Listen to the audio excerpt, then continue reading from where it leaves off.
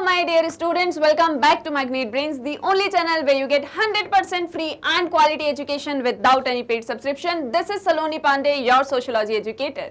So आज के हमारे इस लेक्चर में हम करने जा रहे हैं आपके CUET 2022, that is your Common University Entrance Test, mock test और प्रैक्टिस पेपर सॉल्यूशन। सो जैसे कि आप सभी जानते हैं कि CUET 2022 बहुत ही जल्दी एग्जाम्स हेल्ड होने वाले हैं और जो भी हमारे सारे स्टूडेंट्स सोशियोलॉजी एग्जाम के लिए प्रिपेयर कर रहे हैं उनके लिए आज के हमारे इस लेक्चर में हम मॉक टेस्ट पेपर जो है वो आंसर करने वाले हैं। यानी कि जैसे कि आप सभी को पता ही है कि एग्जाम जो है वो कंडक्ट होने वाला है और CUET की वेबसाइट पर आपको सभी अपडेट्स मिलते रहते हैं। तो सेम वे में उस वेबसाइट पर जैसा कि आपने देखा होगा, अगर नहीं देखा है तो भी कोई दिक्कत नहीं है, मॉक टेस्ट पेपर्स जो है वो डल चुके हैं और सभी सब्जेक्ट्स के लिए। तो सोशियोलॉजी के लिए भी मॉक टेस्ट पेपर है जिसे हम करने जा रहे हैं सॉल्व। तो जो भी सभी स्टूडेंट्स अभी तक प्रिपेयर कर रहे थे, जिन्होंने सिलेबस पढ़ा हुआ है, अगर आप टेस्ट पेपर्स लगा रहे हैं तो बहुत अच्छी बात है, उससे आप ही को हेल्प होने वाली है, आपकी प्रैक्टिस हो जाएगी, किस तरह से एग्जाम्स आएंगे, कैसे क्वेश्चंस होंगे तो वो।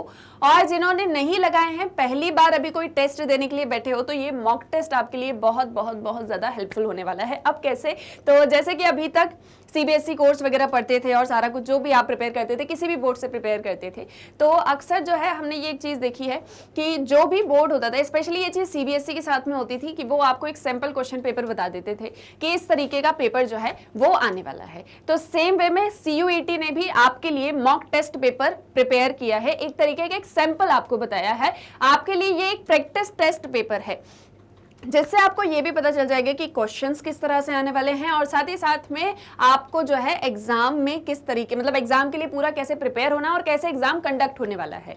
तो अगर आप वेबसाइट पर विजिट करोगे तो आप वहां पर देखोगे कि वहां पर जो है आपको ये मॉक टेस्ट पेपर्स का लिंक मिल जाएगा। आप उस पर क्लिक करोगे तो आपको सर्वर्स वगैरह मिलेंगे, आप अपना सारा कुछ जो है सब्जेक्ट वगैरह या लैंग्वेज चूज करोगे, जैसे आपने सोशियोलॉजी चूज किया, English medium etcetera etcetera.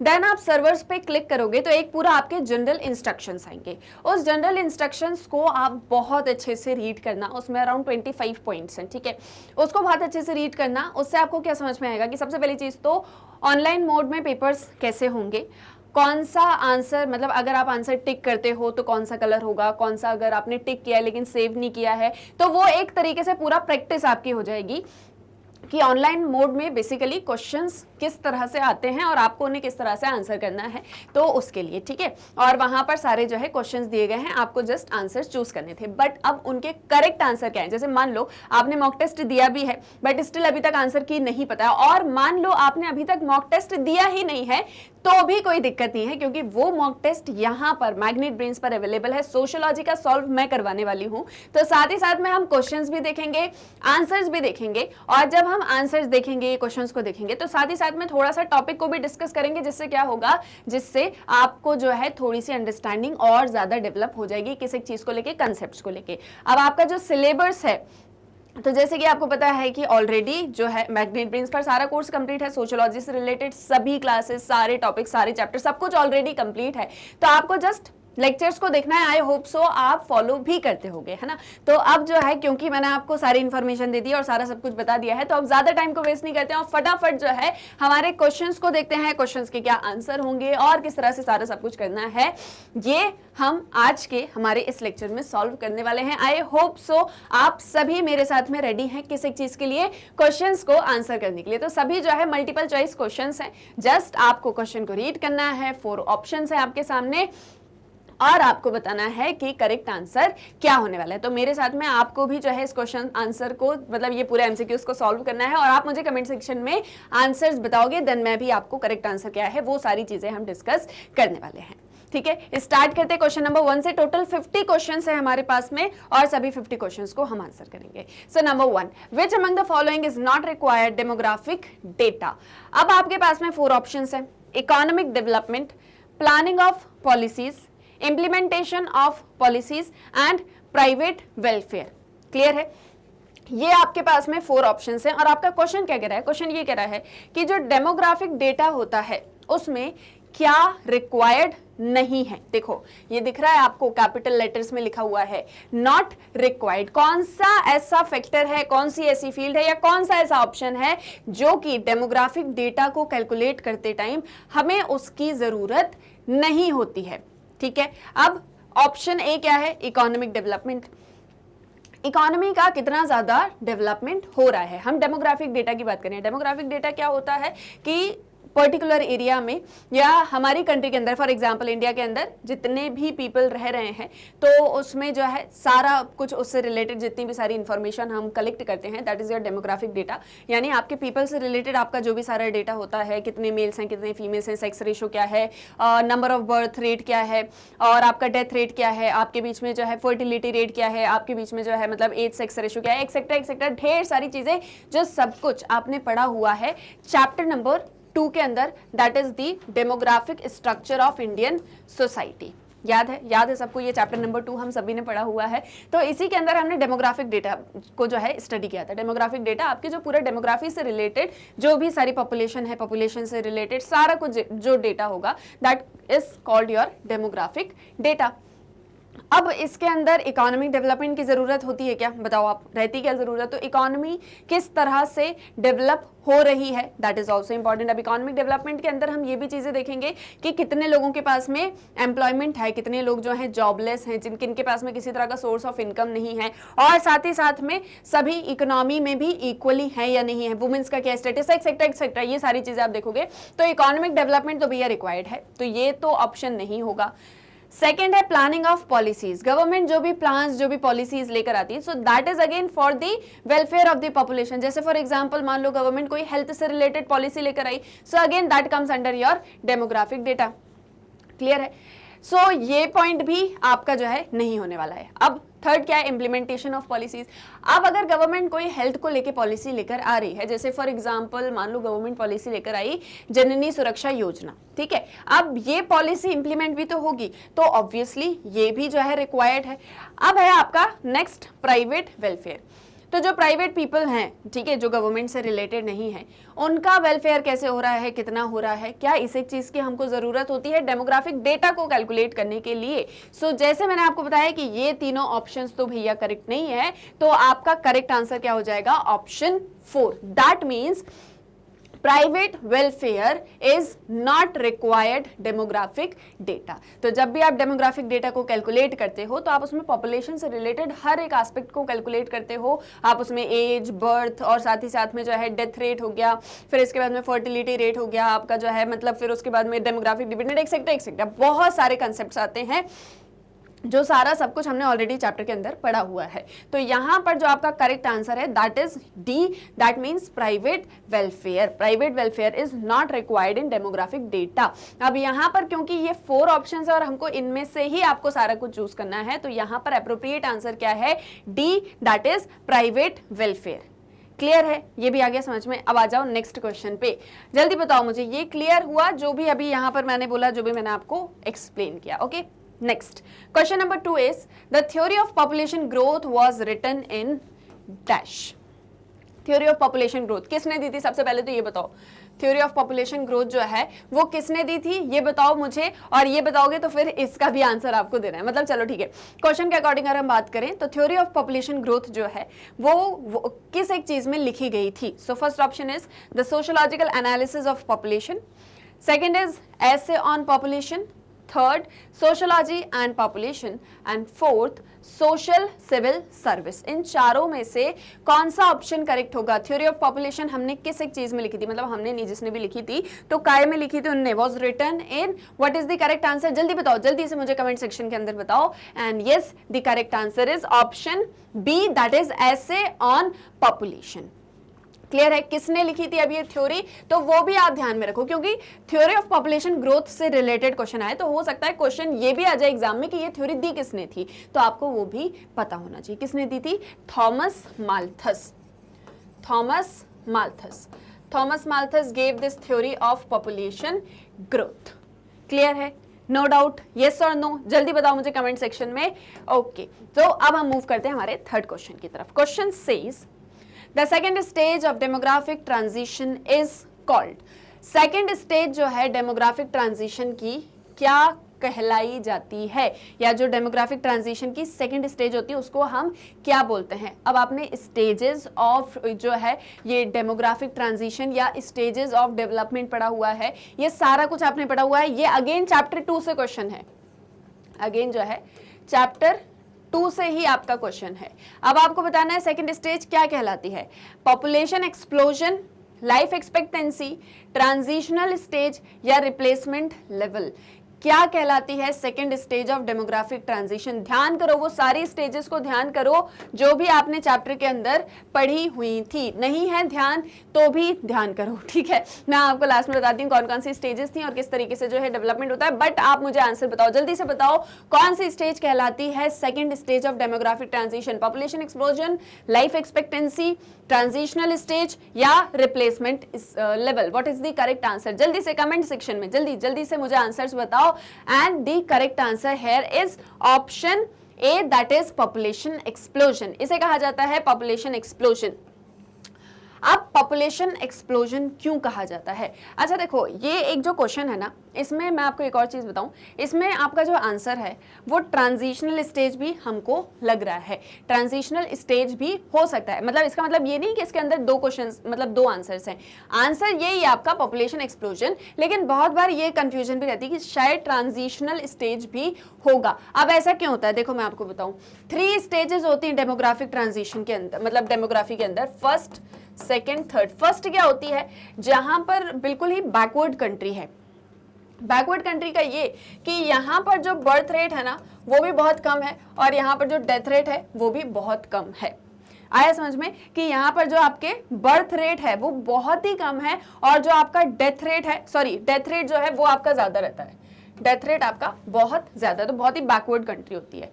Second आती है आपकी कौन सी स्टेज आती है, जिसे हम पॉपुलेशन एक्सप्लोजन कह रहे हैं। तो हम क्या करते हैं, हम थोड़ी सी टेक्नोलॉजिकल एडवांसमेंट करते हैं, मॉडर्नाइजेशन पर आते हैं और इसी के साथ साथ में हम जो है आपके इस डेथ रेट को कंट्रोल कर लेते हैं। हम क्या कर लेते हैं, आपके डेथ रेट को कंट्रोल करें। जो अभी डेथ बहुत तेजी से हो रही थी, अब हम उसको कंट्रोल कर लेते हैं। क्यों? क्योंकि हमारे पास में हेल्थ रिगार्डिंग पॉलिसीज प्लान्स जो हैं वो आ जाते हैं। तो हमने डेथ रेट को कंट्रोल कर लिया। हमने कोशिश करी कि हम बर्थ रेट को भी कंट्रोल करें, बट हम उतना ज्यादा कंट्रोल नहीं कर पाए। तो जो बर्थ रेट्स हैं वो बहुत तेजी से बढ़ते जाते हैं, मतलब कंट्रोल करने की हम कोशिश करते हैं बट उतना ज्यादा नहीं करते, तो जिसकी वजह से पॉपुलेशन एक्सप्लोजन हो जाता है। और फिर धीरे धीरे, मतलब ये फर्स्ट स्टेजेस ऐसे ऐसे आती है कि जब आपकी सेकंड स्टेज आना स्टार्ट होती है तो उसमें इनिशियली जो एक टाइम पीरियड आता है कि एकदम से बहुत ज्यादा पॉपुलेशन एक्सप्लोजन होता है, लेकिन फिर धीरे धीरे करके हम इसको कर्ब करने की कोशिश करते हैं। तो धीरे धीरे ये जो आपकी ट्रांजिशनल स्टेज, इसे कहा जाता है।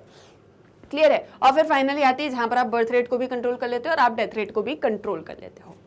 क्लियर है? आइए भी यहाँ पर समझ में। तो इस तरीके से जो है आपकी स्टेजेस होती हैं डेमोग्राफिक ट्रांजिशन की, और यहाँ पर जो करेक्ट आंसर है that is your option A, that means population explosion. Clear है? ये भी है यहाँ तक समझ में। आई होप इतने में भी कोई डाउट नहीं होगा। अब आ जाओ नेक्स्ट क्वेश्चन पे, क्वेश्चन नंबर 4। अब देखो ये क्वेश्चन ये बोलता है कि what one characteristic is evident in this population pyramid of India in 1981। 1981 का पिरामिड है ये इंडिया का, और इसमें आपको ये बताना है कि कौन सा एक कैरेक्टरिस्टिक इसके अंदर क्या है, एविडेंट है। ठीक है, ये 4 ऑप्शंस आपको यहाँ पर दिए गए हैं जिनके ऊपर हम अभी आएंगे, बट उससे पहले इस पिरामिड को हम देखेंगे। तो ये है 1981 का इंडिया, और जैसे कि आप देख पा रहे हो ये 0 पॉइंट है ना, ये 0 पॉइंट है। दिस ब्राउन और red colour is for females. ये वाला जो कलर है ये फीमेल्स को डिपिक्ट कर रहा है, और ये वाली जो साइड है आपकी ये मेल्स को डिपिक्ट कर रही है। ये किसको डिपिक्ट कर रही है? मेल्स को डिपिक्ट कर रही है।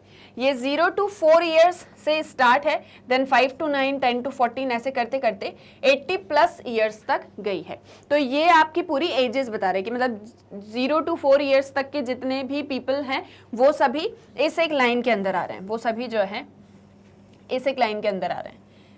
क्लियर है? आइए भी यहाँ तक समझ में। और फिर उसके बाद में जैसे जैसे एजेस बढ़ रही है तो कैसे कैसे जो है पॉपुलेशन एक तरीके से इंक्रीज हो रही है, या एज पॉपुलेशन सेक्स रेशियो, ये सारी चीजें हम यहाँ पर बता रहे हैं। ठीक है, पिरामिड्स को हम यहाँ पर एक्सप्लेन कर रहे हैं। क्लियर है? यह है समझ में। ये फीमेल्स होगी, ये आपकी मेल्स होगी, और ये पूरे एजेस हैं। क्लियर है? अब इसके बाद में ऑप्शंस देखो, और ऑप्शंस के बाद में बताओ कि क्या एक कैरेक्टरिस्टिक हमको यहाँ पर एविडेंट लग रहा है। तो first is the population of youth under as 40 is growing. जो 40 के अंडर जितना भी यूथ है, यूथ पॉपुलेशन स्टार्ट होती है 20 से, तो 20 टू 40 का एक एज हम देखते हैं और इसमें हमको ये देखना है कि क्या ये पॉपुलेशन ग्रो कर रही है। ठीक है, ये हमको देखना है कि क्या ये पॉपुलेशन ग्रो कर रही है। तो मैं आपको बताऊं कि 40 तक का जो आपका रेशो है वो यहाँ तक है। ठीक है, आपका जो 40 तक का रेशो है वो यहाँ तक है और जैसे मैंने आपसे कहा कि 20 से हम बात कर रहे हैं तो वो आपका कहाँ तक आ जाएगा, वो आपका यहाँ तक आ जाएगा। ठीक है, तो ये एक हो गया आपके मेल्स का और ये हो गया आपकी फीमेल्स का। क्लियर है? अब क्या एक चीज़ देख के समझ में आ रहा है आपको, देखो ये थोड़ा सा गलत हो गया यहाँ पे, ये यहाँ से है लाइन आपकी। ठीक है, तो अब क्या एक चीज देखने को मिल रही है, क्या ये पॉपुलेशन ग्रो कर रही है, क्या ये पॉपुलेशन बढ़ रही है? ऐसा देखने को लग रहा है कि आपको कि ये पॉपुलेशन बढ़ती हुई चली जा रही है? नहीं, ऐसा तो नहीं दिख रहा मेरे को।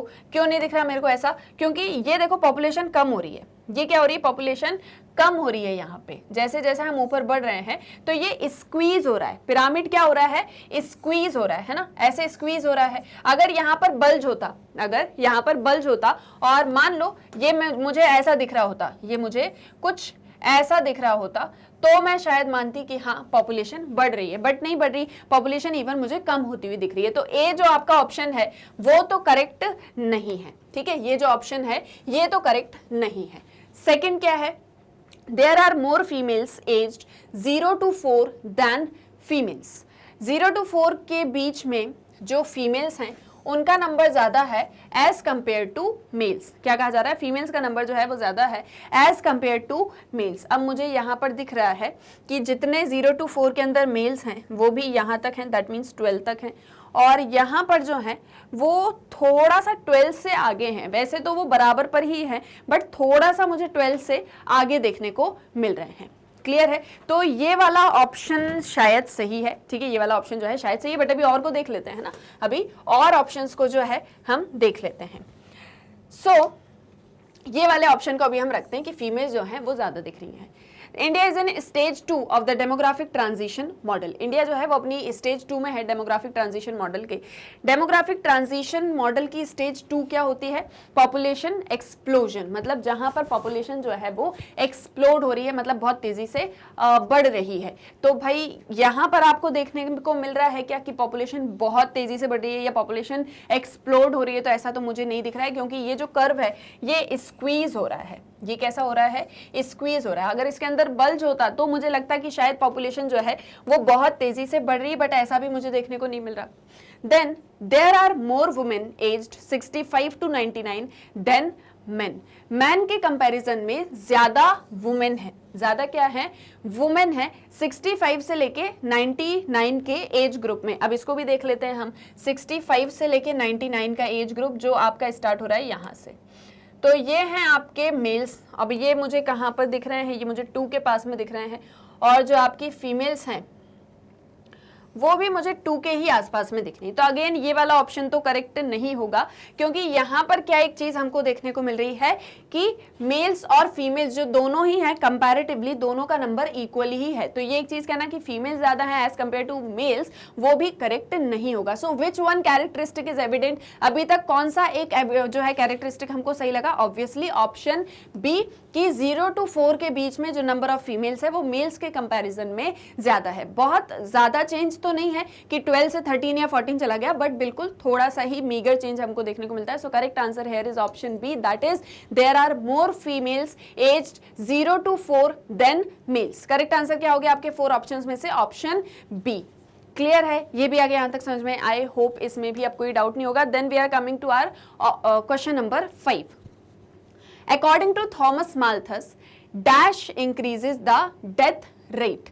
अब थॉमस माल्थस की थ्योरी पढ़ी, कौन सी थ्योरी, अगेन वही पॉपुलेशन ग्रोथ की थ्योरी। तो इसमें हमको देखने को मिल रहा है कि ऐसी कौन सी चीज है जिसकी वजह से डेथ रेट बढ़ जाता है। डेथ रेट क्या है, नंबर ऑफ डेथ्स जो है किसी पर्टिकुलर टाइम पीरियड में किसी पर्टिकुलर ईयर के अंदर जो है हो रही होती हैं किसी पर्टिकुलर एरिया में, that is your death rate. तो डेथ रेट जो है वो कब इंक्रीज होता है। अब जैसे मैंने अभी आपको बताया कि डेथ रेट कब इंक्रीज होता है, ये क्वेश्चन के अंदर आया है। लेकिन थॉमस माल्थस की थ्योरी बार बार आ रही है। तो अगेन ये दोनों चीज आपको अच्छे से पता होनी चाहिए। आपको ये भी पता होना चाहिए कि डेथ रेट क्या होती है, आपको ये भी पता होना चाहिए कि थॉमस माल्थस की थ्योरी क्या है, क्योंकि उससे रिलेटेड क्वेश्चन अगर हमको मॉक टेस्ट में देखने को मिल रहा है जो CUET दे रहा है, तो ऑब्वियसली रिलेटेड क्वेश्चंस आ सकते हैं एग्जाम के अंदर। क्लियर है? अब इसमें आपके पास में ऑप्शंस हैं negative checks, positive checks, birth rate या लाइफ एक्सपेक्टेंसी। वो कौन सी ऐसी चीज है जिसकी वजह से डेथ रेट बढ़ जाते हैं? थॉमस माल्थस ने बताया है। बताओ, क्या बर्थ रेट की वजह से डेथ रेट बढ़ जाते हैं? क्या लाइफ एक्सपेक्टेंसी की वजह से डेथ रेट बढ़ जाते हैं? क्या नेगेटिव चेक्स की वजह से डेथ रेट बढ़ जाते हैं? या फिर पॉजिटिव चेक्स की वजह से डेथ रेट बढ़ जाते हैं? किस वजह से डेथ रेट बढ़ते हैं? थॉमस माल्थस ने क्या बताया है? What is the correct answer? जल्दी से बताओ कमेंट सेक्शन में। And yes, those who are saying option B, correct answer is option B, that means positive checks. Positive checks ही इसका करेक्ट आंसर होने वाला है। अब पॉजिटिव चेक्स क्यों? क्योंकि थॉमस माल्थस ने जब थ्योरी दी तो उन्होंने दो तरह के चेक्स की बात करी। एक तो उन्होंने पॉजिटिव चेक्स की बात करी और दूसरा उन्होंने प्रिवेंटिव चेक्स की बात करी। उन्होंने ये कहा कि पॉपुलेशन जो है वो बहुत तेजी से बढ़ रही है। थ्योरी क्या थी थॉमस माल्थस की? कि पॉपुलेशन जो है वो बहुत तेजी से बढ़ रही है, लेकिन हमारे यहाँ जो फूड ग्रेन्स हैं वो उतनी तेजी से नहीं बढ़ रहे। ठीक है, जो फूड ग्रेन प्रोडक्शन है वो उतनी तेजी से नहीं बढ़ रहा। फॉर एग्जाम्पल, कंट्री के अंदर 50 पीपल हैं, लेकिन हमारा जो फूड ग्रेन प्रोडक्शन है, यानी कि जितना भी अनाज हमारे यहाँ पर है, वो सिर्फ और सिर्फ 5 पीपल की नीड्स को ही सेटिस्फाई कर सकता है। तो मतलब कि 5 पीपल एक्स्ट्रा हैं। ठीक है, अगर 10 पीपल हमारे यहाँ कंट्री के अंदर हैं और उसमें से हमारे पास में सिर्फ और सिर्फ 5 के ही लिए फूड ग्रेन है, तो 5 पीपल एक्स्ट्रा हैं हमारी कंट्री के अंदर। And this is the population explosion, या इस तरीके से पॉपुलेशन ग्रोथ जो है वो तेजी से हो रही है। अब इस पॉपुलेशन को कंट्रोल करना है तो थॉमस माल्थस ने दो तरीके बताए। एक उन्होंने कहा पॉजिटिव चेक, एक उन्होंने कहा प्रिवेंटिव चेक। पॉजिटिव चेक में उन्होंने ये कहा कि जब पॉपुलेशन इतनी तेजी से बढ़ती है और धरती के ऊपर भार आने लग जाता है, तो नेचर अपने तरीके से, नेचर जो है वो अपने तरीके से पॉपुलेशन को कंट्रोल करता है और तब फिर नेचुरल कैलेमिटीज आती हैं, जैसे अर्थक्वेक आ गया, लैंडस्लाइड आ गया, भूकंप, मतलब ये अर्थक्वेक हो गया आपका, और क्या हो गए, सुनामी आ गई, एक्सेट्रा एक्सेट्रा। तो वो हो गए आपके पॉजिटिव चेक्स। प्रिवेंटिव चेक्स क्या होते हैं? कि जब पीपल अपनी तरफ से जो है बहुत सारे ऐसे चीज़ों को फॉलो करें जिसकी वजह से बर्थ रेट पर वो कंट्रोल कर सकते हो। क्लियर है? तो जैसे वो बहुत सारे स्लोगन्स की हमने बात करी थी, गवर्नमेंट की पॉलिसीज की हमने बात करी थी, कॉन्ट्रासेप्टिव्स की हमने बात करी थी। क्लियर है? आइए ये भी यहाँ पर समझ में। बट इन दोनों के कंपैरिजन में जब पॉजिटिव चेक्स होते हैं तब डेथ रेट ज्यादा हो जाते हैं, क्योंकि जैसे आपने भी देखा होगा कि कभी कहीं पर अर्थक्वेक आ गया, कभी कहीं पर सुनामी आ गई, तो कितने सारे लोगों की डेथ हो जाती है। तो वो एक इंसिडेंट बहुत सारे लोगों की डेथ के लिए रिस्पॉन्सिबल हो जाता है। तो इसीलिए पॉजिटिव चेक्स ही होंगे जिसकी वजह से डेथ रेट जो है वो इंक्रीज हो रहा है according to Thomas Malthus. Clear है? आइए भी यहाँ तक समझ में। आई होप इतने में भी अब कोई डाउट नहीं होगा। Then coming to your next question, that is question number 6. Question says that whenever there is a bulge in the age group pyramid amongst the non-dependent age group, it is described as. अब देखो यहाँ पर क्या किस एक चीज की बात हो रही है? एज ग्रुप पिरामिड की बात हो रही है। अभी जो एक पिरामिड मैंने आपको दिखाया था मेल्स फीमेल्स वाला, सेम वैसे ही पिरामिड की बात यहाँ पर हो रही है। और वो ये बोल रहे हैं कि जब उसमें बल्ज आ जाता है नॉन डिपेंडेंट एज ग्रुप के अंदर, तो इसको हम कैसे समझें? जैसे सपोज हम यहाँ पर एक पिरामिड बना लेते हैं। ठीक है, यहाँ पर हमने एक पिरामिड बना लिया और ये आपका 0 to 4 ईयर्स से स्टार्ट हुआ और फिर ऐसे करके ये धीरे धीरे ऊपर तक गया। अब आपकी नॉन डिपेंडेंट एज ग्रुप कौन सी होती है? जो खुद से वर्क कर रहे हैं, किसी और के ऊपर डिपेंडेंट नहीं है। तो मान लेते हैं फॉर एग्जांपल 20 से हम इसी के एज को मान के चल रहे हैं। ठीक है, तो ये आपके 20 से 24 और ये इधर से 24 से लेके पूरा आपके चलेंगे कब तक? 60 तक। कब तक?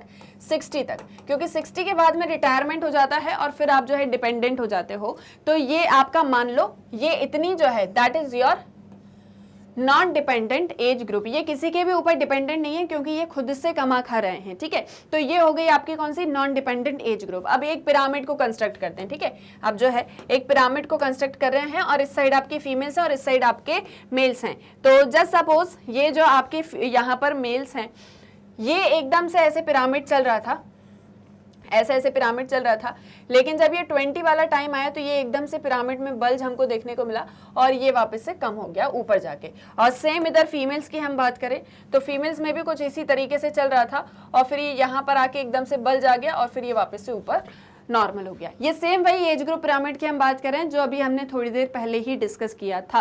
तो अब इसमें जब दिख रहा है कि ये क्या है, ये एक बल्ज है, ये क्या है, ये एक बल्ज है जो इस पिरामिड में देखने को मिल रहा है। इस बल्ज को क्या कहा जाता है ये आपसे क्वेश्चन के अंदर पूछा है। And the options are economic stability, demographic dividend, population planning या सेंसस।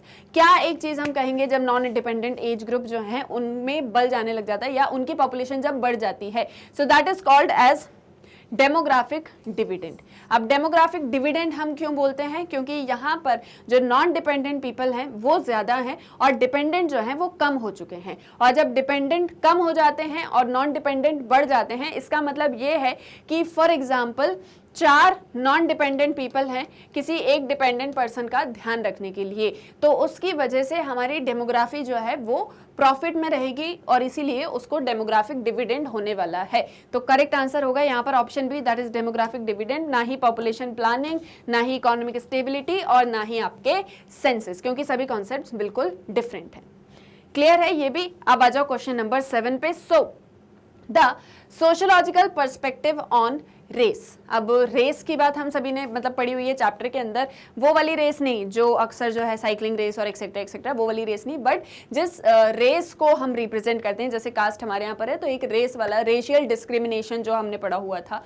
तो रेस जो एक कंसेप्ट है उसको सोशियोलॉजी में किस पर्सपेक्टिव से देखा जाता है या उसका सोशियोलॉजिकल पर्सपेक्टिव क्या है। अब ऑप्शंस क्या है। A, it begins with the assumption that races are based on easily classified differences, considers race as a social construct, not an absolute. Neither begins with the assumption that races are based on easily classified differences, nor considers race as a social construct, not an absolute. Both begins with the assumption that races are based on easily classified differences and considers race as a social construct, not an absolute. अब इसका मतलब ये है कि पहला वाला option आपका ये बोल रहा है कि रेसेस जो हैं वो इजीली क्लासिफाइड डिफरेंसेस के ऊपर बेस्ड होते हैं। मतलब सोशियोलॉजी में ऐसा माना जाता है या सोशियोलॉजिकल पर्सपेक्टिव ये है कि जो रेशियल डिस्क्रिमिनेशन है वो बहुत ही इजीली हम उसके डिफरेंसेस को देख सकते हैं, इसीलिए वो होता है। सेकंड ये है कि रेस एक सोशल कंस्ट्रक्ट है, मतलब ये रेशियल डिस्क्रिमिनेशन का जो कंसेप्ट है ये सोसाइटी ने बनाया है और ऐसा कोई कंसेप्ट एब्सोल्युटली एग्जिस्ट नहीं करता था। थर्ड ऑप्शन ये कह रहा है कि ना ही ऑप्शन ए और ना ही ऑप्शन बी दोनों ही सही नहीं है, और डी ऑप्शन ये कह रहा है कि दोनों सही है, कि रेस जो है वो इजीली क्लासिफाइड डिफरेंसेस की वजह से माना जाता है और ये एक सोशल कंस्ट्रक्ट है ना कि एब्सोल्यूट। अब आपको बताना है कि करेक्ट आंसर क्या है। आपने भी रेस का कंसेप्ट पढ़ा हुआ है, तो सोशियोलॉजिकल पर्सपेक्टिव क्या है रेस को लेके वो आपको मुझे फटाक से बताना है and tell me what is the correct answer here. Yes, the correct answer is option D. That means कि सोशियोलॉजिकल पर्सपेक्टिव ऑन रेस ये है कि both begins with the assumption that races are based on easily classified differences, कि races जो हैं वो बहुत ही easily differences उनके बीच में होते हैं, इसलिए हम उनको देख सकते हैं। जैसे for example someone is black and someone is white, तो आपने easily उसके बीच में डिफरेंस देख लिया तो आपने racial discrimination करना स्टार्ट कर दिया। और सेकेंडली ये कि ये सोसाइटी ने बनाया है, ऐसी कोई भी चीज एब्सोल्यूट वे में एग्जिस्ट नहीं करती है। क्लियर है, आइए भी यहाँ पर समझ में। तो इस तरीके से इस वाले क्वेश्चन का आपका करेक्ट आंसर क्या हो गया, डी, दैट मीन्स बोथ।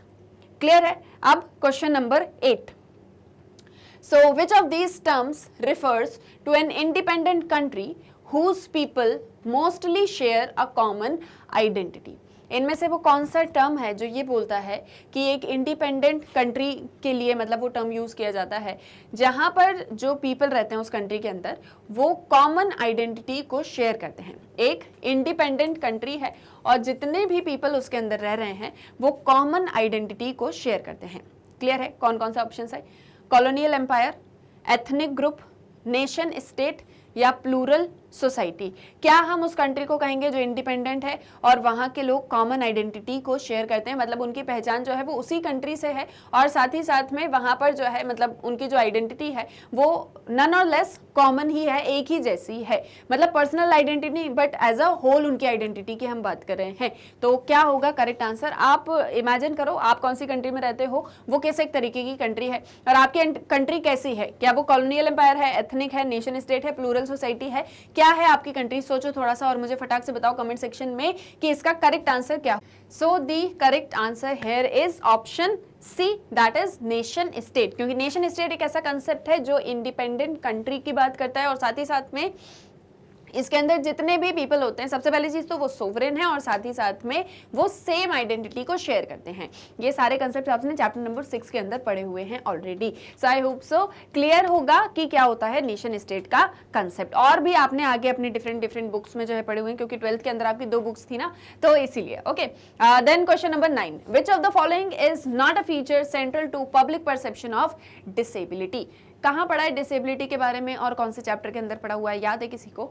सो आपने जब डिसेबिलिटी का कंसेप्ट पढ़ा हुआ था, डिसेबिलिटी जो आपने chapter number 5 that is patterns of inequality and exclusion के अंदर पढ़ा, तो डिसेबिलिटी के अंदर बहुत सारे फीचर्स होते हैं। पब्लिक परसेप्शन होता है डिसेबिलिटी को लेके, ठीक है, पब्लिक परसेप्शन होता है डिसेबिलिटी को लेके, जो ये बताता है कि कौन कौन सी चीजें हैं जो एक डिसेबल्ड पर्सन के बारे में इन जनरल सोची जाती हैं या मानी जाती हैं।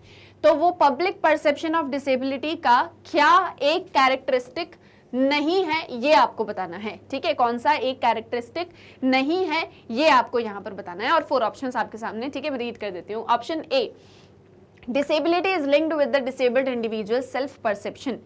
डिसेबिलिटी जो है वो उस डिसेबल्ड पर्सन के सेल्फ परसेप्शन से रिलेटेड होती है। लाइक फॉर एग्जाम्पल, अगर मैं प्रॉपरली चल नहीं सकती हूँ या किसी तरह की कोई डिसेबिलिटी मेरे अंदर है, तो वो डिसेबिलिटी इसलिए है क्योंकि वो मैंने खुद से एक्सेप्ट कर लिया है कि मैं ऐसा नहीं कर सकती हूँ। मतलब मेरा एक सेल्फ परसेप्शन है खुद को लेके, जिसकी वजह से वो डिसेबिलिटी मेरे अंदर आई गई है। ऐसा पब्लिक परसेप्शन है डिसेबिलिटी को लेके। Second, the very idea of disability suggest that they are in need of help. Disability जब भी, मतलब जो आइडिया है डिसेबिलिटी का, वो ये बोलता है कि डिसेबल्ड पर्सन को हमेशा किसी ना किसी की हेल्प की ज़रूरत होती है। अगेन ये पब्लिक परसेप्शन है डिसेबिलिटी को लेके, ऐसा मैं नहीं बोल रही हूँ, ये पब्लिक परसेप्शन है। आपको ये बताना है कौन सा पब्लिक परसेप्शन नहीं है, ठीक है। Third, disability is biological given. अब थर्ड क्या परसेप्शन है कि डिसेबिलिटी जो है वो बायोलॉजिकली आपके अंदर होती है। बायोलॉजिकली मतलब क्या कि आपके जो है पूरा जिस तरीके से आपका एक स्ट्रक्चर है, जिस तरीके से आपका बायोलॉजिकल कंपोजिशन है, उसके अकॉर्डिंग आपके अंदर डिसेबिलिटी होती है। Fourth, whenever a disabled person is contracted with problems, it is taken for granted that the problems originate from his और हर इम्पेयरमेंट। जब भी कोई डिसेबल्ड पर्सन किसी तरह की कोई प्रॉब्लम को फेस कर रहा होता है, तो ऐसा माना जाता है कि वो प्रॉब्लम इसलिए फेस कर रहा है क्योंकि वो इम्पेयर्ड है, उसके अंदर किसी तरह की डिसेबिलिटी है। So that's a normal case. अब ये भी एक पब्लिक परसेप्शन है। तो exactly what is not a feature, मतलब कौन सी एक चीज है जो पब्लिक परसेप्शन नहीं है। मैंने तो बता दिया ऑप्शन, तो क्योंकि मैं तो आपको सारी रीड करके बताऊंगी, आपको बताना करेक्ट आंसर क्या है इसमें, कौन सी एक चीज है जो पब्लिकली नहीं सोची जाती है। बिल्कुल सही, कुछ लोग ऐसे सोच रहे होंगे, बिल्कुल सही करेक्ट आंसर पर आ रहे होंगे। तो बताओ मुझे क्या है करेक्ट आंसर, कमेंट सेक्शन में भी बताओ मुझे और फटाफट मुझे यहाँ भी बताओ। And yes, those who all are thinking correct answer is option C, that is correct. Disability is biological given, क्योंकि जब भी हम किसी डिसेबल्ड पर्सन को देखते हैं, मतलब हम का मतलब यहाँ पे क्या है, पूरी सोसाइटी। तो पब्लिक परसेप्शन क्या होता है कि अरे वो तो उसके अपने सेल्फ परसेप्शन की वजह से है, या उसको तो किसी तरह की हेल्प की जरूरत है, और अगर उसकी लाइफ में कोई प्रॉब्लम आई है तो इसलिए आई है क्योंकि वो इम्पेयर्ड है। हम ये कभी नहीं सोचते कि जो डिसेबिलिटी है दैट इज बायोलॉजिकली गिवन। ये सारी चीजें बहुत कम जो है बाद में, मतलब पब्लिक परसेप्शन इन चीजों को लेके शायद बनता है या बनेगा, बट अभी जो चीजें हैं वो ये 3 है। क्लियर है? अब आ जाओ नेक्स्ट क्वेश्चन पे, question number 10। What is the time limit to get information under the RTI Act 2005? Right to information act है, 2005 में आता है, ठीक है, right to information, that means RTI act है 2005 में आता है। तो जब भी आप आरटीआई फाइल करते हो, किसी चीज़ की इंफॉर्मेशन आपको चाहिए होती है, तो कितनी टाइम लिमिट होती है कि आपको इंफॉर्मेशन जो है वो मिलनी चाहिए, या कितनी टाइम लिमिट के अंदर आपको इंफॉर्मेशन मिल जानी चाहिए? 15 डेज, 45 डेज, 30 डेज या 60 डेज? क्या होगा करेक्ट आंसर, जल्दी से बता दो फटाफट। And yes, the correct answer is option C, that means 30 days. 30 days within a month आपके पास में इंफॉर्मेशन आ जानी चाहिए। अब जैसे मैंने आपसे कहा कि जो भी क्वेश्चन यहाँ पर पूछे जा रहे हैं ना मॉक के अंदर, आप उससे रिलेटेड टॉपिक्स को प्रिपेयर करो तो आपको क्या होगा, एग्जाम में उससे हेल्प मिलेगी। अब जैसे यहाँ पर तो ये पूछा है कि टाइम लिमिट क्या है आरटीआई को फाइल करने की। अब भाई मतलब वो आपकी इन्फॉर्मेशन मिलने की। अब ऐसा तो है नहीं कि यही का यही क्वेश्चन उठा के आपको दे दिया जाएगा CUET में, ऐसा तो नहीं होगा। तो आपको ये एक चीज ध्यान में रखनी कि अगर RTI के बारे में पूछा है तो मैं RTI का जो टॉपिक है इसको पूरा का पूरा प्रिपेयर कर लूं। मैं क्या करूं, RTI के टॉपिक को पूरा प्रिपेयर कर लूं। देखो 2 बुक है, दोनों बुक को आप रट के नहीं जा सकते, आप समझ सकते हो, आपने जितना पढ़ा हुआ है आप उसको समझ सकते हो, लेकिन अब अगर आपको एग्जाम क्लियर करना है तो आपको थोड़ा सा स्मार्ट वर्क करना पड़ेगा, है ना, क्योंकि टाइम कम होता है हमारे पास में लेकिन काम ज्यादा होता है। तो थोड़ा स्मार्ट वर्क करो और जो भी टॉपिक्स आपको यहाँ पर दिख रहे हैं उनको भी प्रिपेयर करो। इसका मतलब ये नहीं कि सिर्फ इसे प्रिपेयर कर लिया, कुछ और पढ़ा ही नहीं, वो भी पढ़ना है और ये भी पढ़ना है, बट ज्यादा जो आपका ध्यान होना चाहिए वो इन टॉपिक्स के ऊपर होना चाहिए जो मॉक टेस्ट में पूछे जा रहे हैं। ठीक है, अब आ जाओ नेक्स्ट क्वेश्चन पे, that is your question number 11। So question says कि religious identity overrides everything else whether one is poor or rich, whatever one's occupation, caste or political beliefs, it is the religion alone that counts. This is the characteristic feature of what? अब आपको ये बताना है कि किस एक चीज़ का फीचर ये है। चलो हिंदी में बता देती हूँ। रिलीजियस आइडेंटिटी जो होती है, हमारा जो धर्म होता है, वो सारी चीज़ों को ओवरराइड कर देता है। वो क्या करता है? सारी चीज़ों को ओवरराइड कर देता है। भले ही हम रिच हैं, भले ही हम पुअर हैं, भले ही हम कोई बहुत छोटा सा बहुत मीनियल काम करते हैं, भले ही हम कोई बहुत ही बड़ा सा काम करते हैं। बड़ा छोटा काम तो वैसे कोई भी नहीं होता, सब काम बराबर ही होते हैं। बट हमारी क्या ऑक्यूपेशन है डजेंट मैटर। हम पॉलिटिक्स में हैं, हमारे अपने पॉलिटिकल बिलीव्स क्या हैं, हमारी क्या कास्ट है, ये सारी चीज़ें बाद में आती हैं। सबसे पहले हमारा रिलीजन आता है।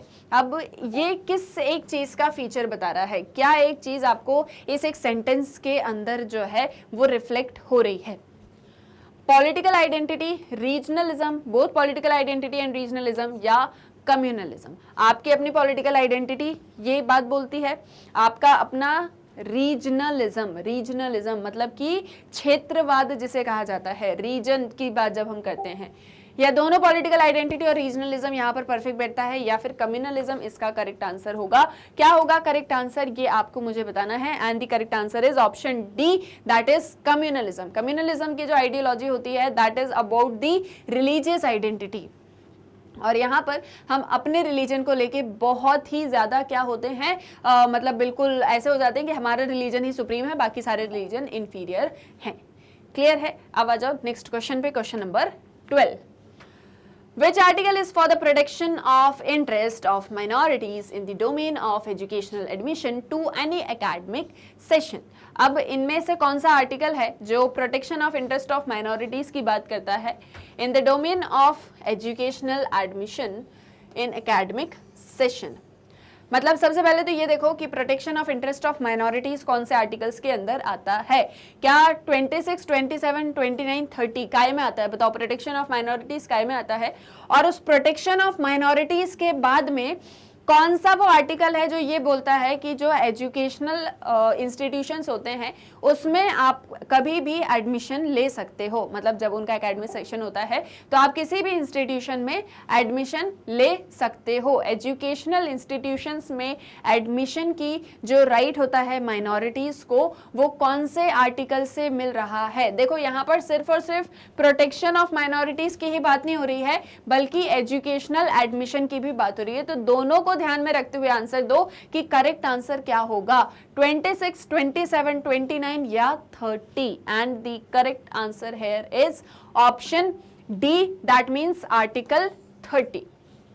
क्लियर है? अब देखो इसमें एक और कंफ्यूजन है। इसमें बहुत सारे स्टूडेंट्स ऐसा बोलते हैं कि आर्टिकल 29 करेक्ट आंसर होगा, कुछ बोलते हैं आर्टिकल 30 करेक्ट आंसर होगा। बट अगर आप देखो कि 29 और 30 जो दोनों ही आर्टिकल्स हैं, दोनों के ही अंदर जो है protection of interest of minorities की बात होती है। बट हमको यहाँ पर प्रोटेक्शन के साथ साथ में एकेडमिक एडमिशन की भी बात करनी है, जो आर्टिकल 30 के अंदर कही गई है। और 29 जो है वो protection of interest of minorities के अंदर उनके कल्चर और बहुत सारी चीज़ों के बारे में आता है कि इन सारी चीज़ों को भी प्रोटेक्शन हमको प्रोवाइड करना है। तो करेक्ट आंसर क्या है आपका? Option D, that means article 30। Clear है? कोई कंफ्यूजन तो नहीं है? एक बार इसको अच्छे से पढ़ोगे तो समझ में आएगा कि दोनों के बीच में डिफरेंस क्या है। ठीक है, अब आ जाओ नेक्स्ट क्वेश्चन पे, क्वेश्चन नंबर 13। आई होप सो यहाँ तक क्लियर हो रहे हैं, क्वेश्चंस भी क्लियर हो रहे हैं, आंसर्स भी क्लियर हो रहे हैं। और मैं आपको फिर से ये चीज बोल दूं कि अगर आप पढ़ रहे हो तो बहुत अच्छी बात है, लेकिन अगर आप अभी भी नहीं पढ़ रहे हो तो आप इस मॉक टेस्ट को करो। इस मॉक टेस्ट के बाद में जो भी टॉपिक्स आपको क्वेश्चन के अंदर दिख रहे हैं, आप एटलीस्ट उसको प्रिपेयर करो और फिर जो है आप थोड़ा सा स्मार्ट वर्क करते हुए अपनी प्रिपरेशन को स्टार्ट करो, तो शायद आप जल्दी से जो है सारा जो सिलेबस है उसको कवर अप कर पाओगे। तो सिलेबस को ध्यान में रखो, मॉक टेस्ट जो हो रहे हैं उसमें टॉपिक्स को ध्यान में रखो और उसको आप रीड आउट करो। हो सकता है आप अभी तक जो भी पढ़ रहे थे वो मे भी हो सकता है कि वो आपको मॉक टेस्ट में कहीं भी ना मिले, तो शायद आप अभी तक जो भी सारी चीजें पढ़ रहे थे वो उतनी ज्यादा इंपॉर्टेंट नहीं हो। मतलब ऐसा नहीं कि आपको वो नहीं पढ़ना था, आपको वो पढ़ना है, हो सकता है उससे रिलेटेड एग्जाम में आ जाए, बट मॉक टेस्ट को भी ध्यान में रखो क्योंकि ये वेबसाइट ने अपलोड किया है तो इसीलिए इसकी थोड़ी ऑथेंटिसिटी ज्यादा है। क्लियर है? अब आओ नेक्स्ट क्वेश्चन पे। क्वेश्चन सेज कि कल्चरल माइनॉरिटीज में in some cases need special protection and this is because of demographics and. जो कल्चरल माइनॉरिटीज होती हैं, मतलब कल्चरली जिनका नंबर कम होता है, उन्हें कुछ स्पेशल प्रोटेक्शन की ज़रूरत होती है, उन्हें जो है कुछ स्पेशल प्रोटेक्शन की ज़रूरत होती है। अब ये इसलिए होता है क्योंकि एक तो डेमोग्राफिक्स कारण है, जिस तरीके से हमारी डेमोग्राफी है, पॉपुलेशन डिस्ट्रीब्यूशन है वो, और दूसरा क्या कारण होता है वो आपको यहाँ पर बताना है। Dominance of the majority, majority अपना डोमिनेंस बनाए रहती है इसलिए प्रोटेक्शन की ज़रूरत है। डोमिनेंस ऑफ माइनॉरिटी, माइनॉरिटीज़ का डोमिनेंस है इसलिए ज़रूरत है। सबमिसिवनेस ऑफ दी माइनॉरिटी, माइनॉरिटीज कम है, नंबर्स भी कम है और हमेशा जो है दब के रहती हैं इसलिए भी उनको प्रोटेक्शन की जरूरत है। या डोमिनेंस ऑफ बोथ, दोनों का ही डोमिनेंस है, माइनॉरिटीज का भी मेजॉरिटीज का भी, इसलिए जो है प्रोटेक्शन की जरूरत है। बताओ किस लिए प्रोटेक्शन की जरूरत है कल्चरल माइनॉरिटीज को? And the correct answer here is option, जल्दी बताओ कमेंट सेक्शन में मुझे बताओ जल्दी से कौन सा ऑप्शन करेक्ट है। And yes, the option A, that means dominance of the majority. तो जो आपकी मेजॉरिटी होती है क्योंकि वो ज्यादा नंबर्स में भी है, पावर में भी है, तो इसीलिए कल्चरल माइनॉरिटीज को प्रोटेक्शन देने की जरूरत है ताकि उनके साथ में भी इक्वल, एक तरीके से क्या बोलेंगे, इक्वली उनको भी हम ट्रीट कर सकें, उनका भी वेलफेयर हो सके, उन्हें भी अपॉर्चुनिटीज मिल सकें। क्लियर है? ये भी आ गया समझ में। अब आ जाओ नेक्स्ट क्वेश्चन पे, question number 14। National state is closely associated with, national state या नेशन स्टेट का कंसेप्ट जो आपने पढ़ा हुआ था वो किस एक चीज से रिलेटेड है? Rise of nationalism, colonialism, capitalism या civil society.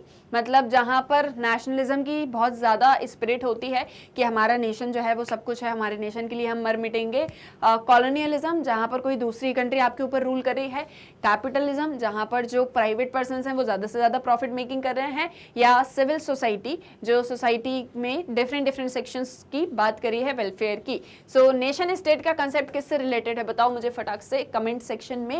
And yes, those who all are thinking option A, that is correct. Rise of nationalism जो है वो नेशन स्टेट से रिलेटेड है। तो आपका जो नेशन स्टेट का आइडिया है that is related with your nationalism, sovereignty.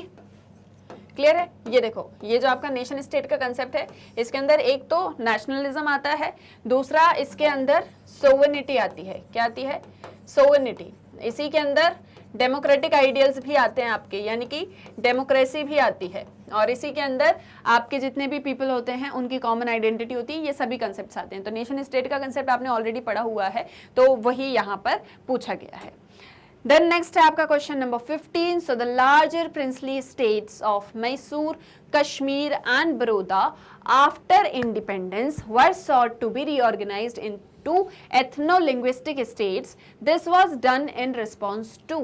अब जो बहुत मतलब बड़े बड़े प्रिंसली स्टेट्स हुआ करते थे, जैसे मैसूर हो गया, कश्मीर हो गया, बड़ौदा हो गया, आफ्टर इंडिपेंडेंस, आफ्टर इंडिपेंडेंस मतलब कब की बात हो रही है? 1947। ये रीऑर्गेनाइज्ड होते हैं, इनका वापस से रीऑर्गेनाइजेशन होता है एथनो लिंग्विस्टिक स्टेट्स के रूप में। तो ये क्यों किया गया था, क्यों एथनो लिंग्विस्टिक स्टेट्स जो है इनको बनाया गया था? मतलब इनका कल्चर, इनकी लैंग्वेज, इन सारी चीज़ों को मिक्सअप करके फिर यहाँ पर जो है स्टेट्स का क्रिएशन या बाउंड्री कार्वेशन जो है वो किया जाता है। तो ऐसा क्यों किया जाता है? स्ट्रॉन्ग पॉपुलर एगिटेशन की वजह से, ब्रिटिश डायरेक्टिव्स की वजह से, both agitation and British directives की वजह से या neither agitation nor British directives की वजह से। मतलब ब्रिटिशर्स ने ऐसा बोला था, करने को इसलिए किया गया, बहुत ज़्यादा एगिटेशन था, बहुत ज़्यादा प्रोटेस्ट वगैरह चल रहे थे इस चीज़ के लिए, बहुत मांग उठ रही थी, इसलिए ऐसा किया गया। दोनों एगिटेशन और ब्रिटिश डायरेक्टिव दोनों को ही ध्यान में रखते किया हुआ, और ना ही एगिटेशन ना ही ब्रिटिश डायरेक्टिव, मतलब कोई भी ऑप्शन सही नहीं है। तो क्या होगा करेक्ट आंसर बताओ, क्यों ऐसा किया गया था? आफ्टर इंडिपेंडेंस की बात चल रही है 1947, थोड़ा सा दिमाग लगाओ और अपने आप आपको आंसर आ जाएगा। And the correct answer here is option, which option? Option A, that means strong popular agitation. तो बहुत ज़्यादा जो है इसको लेके मांग उठ रही थी, और बहुत ही ज़्यादा उस एक टाइम पर लैंग्वेज के बेसिस पर जो है बहुत सारे स्टेट्स को कार्व आउट किया जा रहा था, तो इसको लेके भी बहुत ज़्यादा एगिटेशन था, इसलिए इसको जो है इस तरीके से एथनो लिंग्विस्टिक स्टेट्स के बेसिस पर रीऑर्गेनाइज कर दिया जाता है। Okay, now next question, question number 16.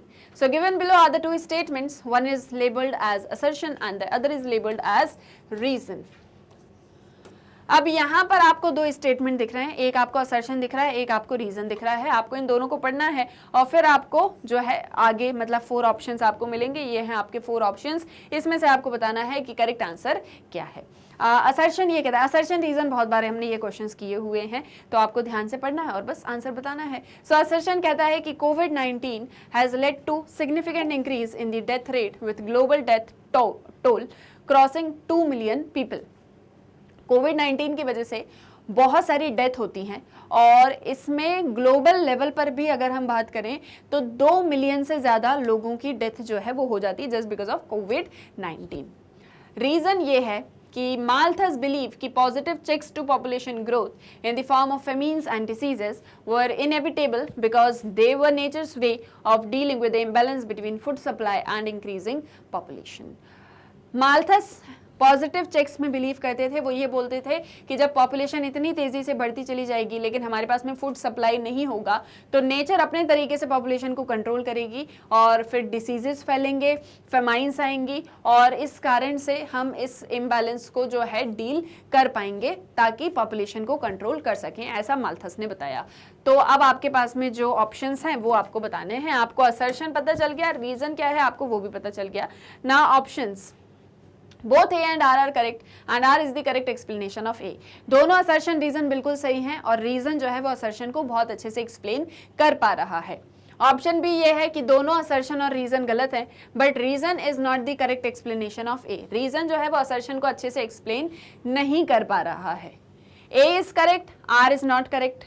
A is not correct but R is correct, मतलब या तो ये दोनों ऑप्शन सही हैं और आर जो है वो असर्शन को बहुत अच्छे से एक्सप्लेन कर पा रहा है, या फिर दोनों करेक्ट हैं बट रीजन असर्शन को एक्सप्लेन नहीं कर पा रहा, मतलब दोनों एक दूसरे से बिल्कुल अलग अलग हैं। अगला ये है कि या तो इन दोनों में से कोई एक फॉल्स है और कोई एक ट्रू है। अब आपको बताना है कि करेक्ट आंसर क्या है। कोविड-19 से 2 मिलियन प्लस डेथ हुई, ये आपको बताना है, क्या ये सही है या ये गलत है। और फिर माल्थस ऐसा बोलते थे कि जब पॉपुलेशन कंट्रोल नहीं होगी तो अपने आप जो है नेचर उसको कंट्रोल करने वाला है। तो करेक्ट आंसर क्या होगा यहाँ पर, बिल्कुल सही ऑप्शन ए, यानी कि दोनों ही ऑप्शन सही हैं और रीजन असर्शन को बहुत अच्छे से एक्सप्लेन कर पा रहा है, क्योंकि ये हम सभी जानते हैं कि कोविड-19 पेंडेमिक की वजह से जो है 2 मिलियन प्लस डेथ होती हैं पूरे वर्ल्ड में, इवन और ज़्यादा डेटा जो है वो बढ़ जाता है। और इसका कारण ये है कि पॉपुलेशन बहुत तेज़ी से बढ़ रही थी, और जब पॉपुलेशन इतनी तेज़ी से बढ़ती है तो बहुत बार उसको कंट्रोल करने के लिए नेचर अपना तरीका यूज़ करता है, और ऐसी कोई डिसीज़ फैल जाती है या ऐसा कोई नेचुरल कैलेमिटी हो जाता है जिसकी वजह से ज़्यादा लोगों की डेथ हो जाती है और पॉपुलेशन जो है वो ऑटोमेटिकली कंट्रोल में आ जाती है। तो माल्थस की थ्योरी यहाँ पर हमको सही लग रही है और अच्छे से एक्सप्लेन कर पा रही है कोविड के केस को। सो इसीलिए दोनों ऑप्शंस करेक्ट हैं और रीजन जो है वो असर्शन को अच्छे से एक्सप्लेन करता है। Hence the correct answer here is option A. Clear है, ये भी आया यहाँ तक समझ में। अब आ जाओ नेक्स्ट क्वेश्चन पे, that is question number 17। So one of the characteristic feature of modern era is the establishment of democracy and nationalism as dominant sources of political legitimacy. Modern era में, आज के टाइम में, democracy है, nationalism है, और ये सभी चीज़ें पॉलिटिकल लेजिटिमेसी के लिए बहुत ज़्यादा इंपॉर्टेंट होती हैं। मतलब कि जब आप कोई गवर्नमेंट को फॉर्म करना चाहते हो या आप कोई सरकार बनाना चाहते हो, तो अगर आप उसमें डेमोक्रेटिक आइडियल्स को यूज़ करते हो, इक्वालिटी, लिबर्टी, फ्रेटर्निटी की बातें आप करते हो, government of the people, by the people, for the people की आप बातें करते हो, आप नेशनलिज्म की बात करते हो कि हमारा नेशन सुप्रीम है, बाकी सारी चीज़ें बाद में आती हैं, और नेशन क्योंकि ह्यूमन से मिलकर बना हुआ है, सिटीजन से मिलकर बना हुआ है, तो सबसे सुप्रीम हमारे लिए ऑब्वियसली सिटीजन्स ही हैं हमारे। तो जब ये सारे आइडियल्स होते हैं तो मॉडर्न मतलब ये सारी चीज़ें जो हैं आपको पॉलिटिकल लेजिटिमेसी दिलाती हैं, आपको राजनीतिक वैधता दिलाती हैं, और ये आजकल जो है मॉडर्न एरा का एक बहुत ही सुप्रीम कैरेक्टरिस्टिक रहा है। दिस मीन्स दैट टुडे, अब इसका क्या मतलब है, आज के टाइम में इसका क्या मतलब है, ये जो सेंटेंस आपको दिया है इसका क्या मतलब है। So option A is the nation means United Nations. यहाँ पर नेशन का मतलब है यूनाइटेड नेशंस, जो यूएन बना हुआ है वो। Second, the nation is the most accepted और proper justification for a state. Nation जो है वो सबसे ज़्यादा एक्सेप्टेड और सबसे बढ़िया जस्टिफिकेशन है स्टेट के कंसेप्ट को लेकर। The nation is the least accepted of the state. State supreme है, नेशन जो है वो कम है। ये नेशन स्टेट वाला कंसेप्ट है अगेन जो आपने चैप्टर नंबर 6 के अंदर पढ़ा हुआ था। The nation is a substitute for identity. Nation एक तरीके से सब्सटीट्यूट है जो हमको एक आइडेंटिटी प्रोवाइड करता है। तो करेक्ट आंसर यहाँ पर क्या होगा वो आप मुझे बताओ फटाक से। And the correct answer here is among these four.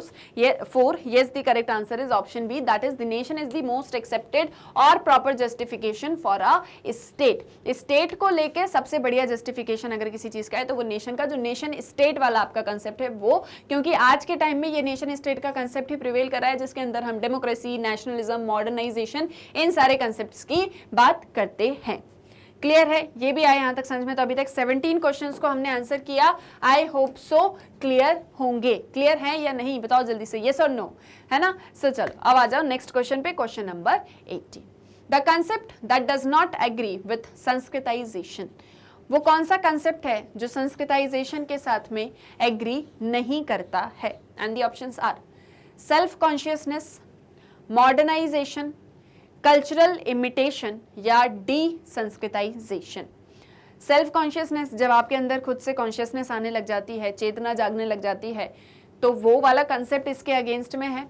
Modernisation का कंसेप्ट जहाँ पर आप मॉडर्न आइडियाज़ को अडॉप्ट करते हो वो इसके अगेंस्ट में है।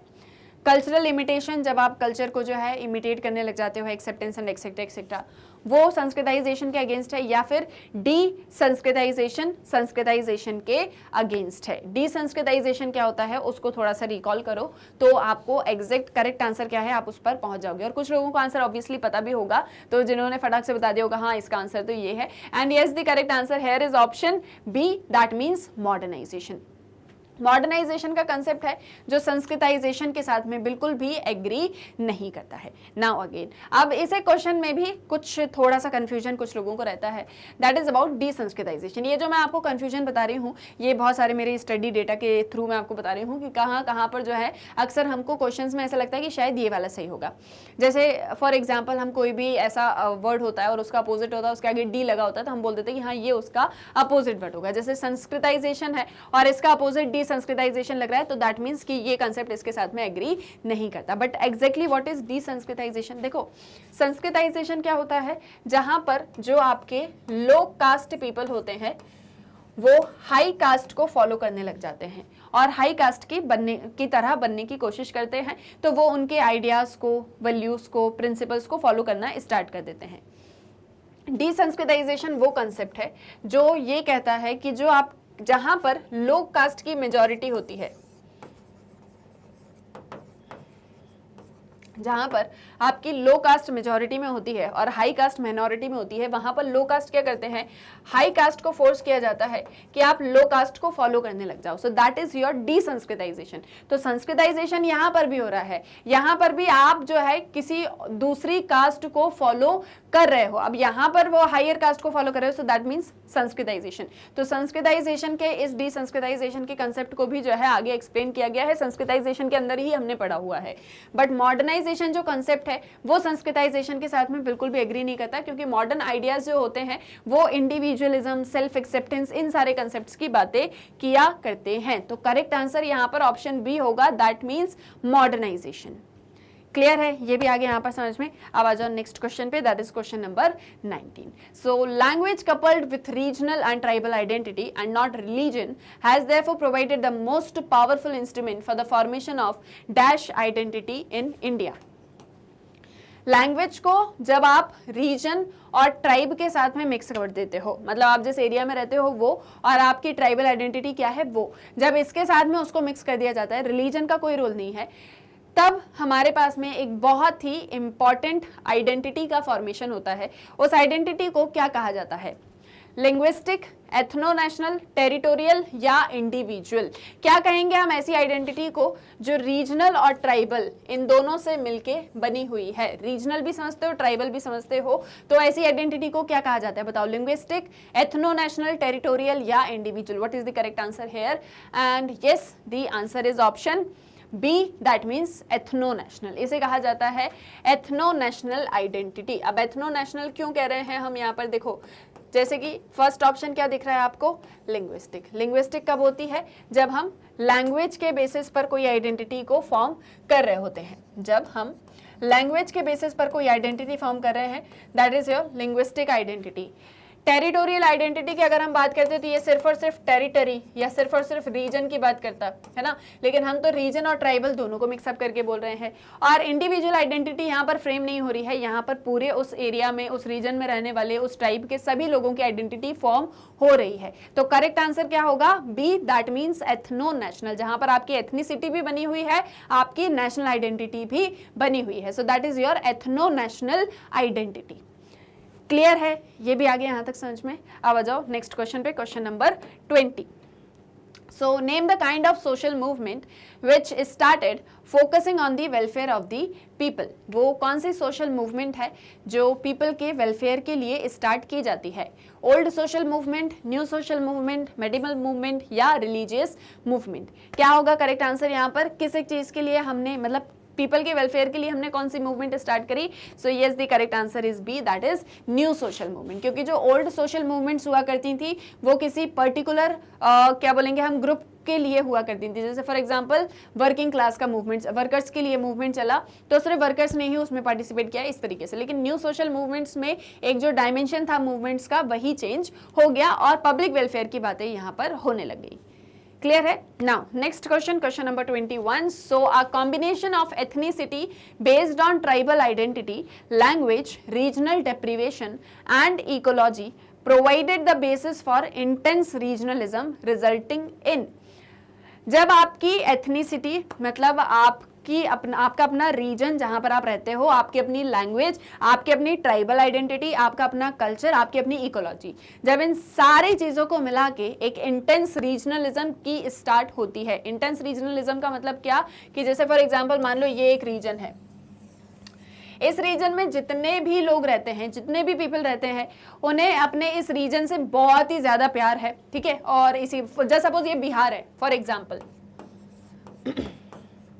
जस्ट सपोज ये बिहार है, अभी जस्ट फॉर एग्जांपल बता रही हूँ. ठीक है, मतलब अभी इसका नाम बिहार रखा नहीं है बट बिहार वाला रीजन है मान लो. तो यहाँ के जो लोग हैं वो बिहार को लेके बहुत ही ज्यादा कनेक्टेड फील करते हैं, अपने रीजन को लेके, अपने लोगों को लेके, और उनका जो कल्चर है उस एक चीज को लेके, अपनी इकोलॉजी को लेके, जो नेचर यहाँ पर पूरा प्रेजेंट है उस एक चीज को लेके.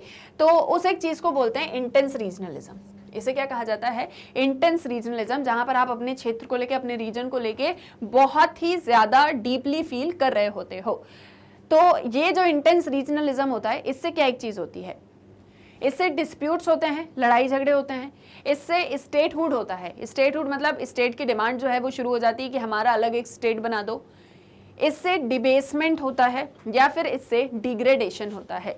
इससे डिबेसमेंट या डिग्रेडेशन होता है जहां भाई सारी चीज़ें की डिस्प्यूट्स वगैरह होते हुए जो है रीजन धीरे धीरे डिग्रेड करने लग जाए या आपकी आइडेंटिटी ही डिग्रेड हो जाए.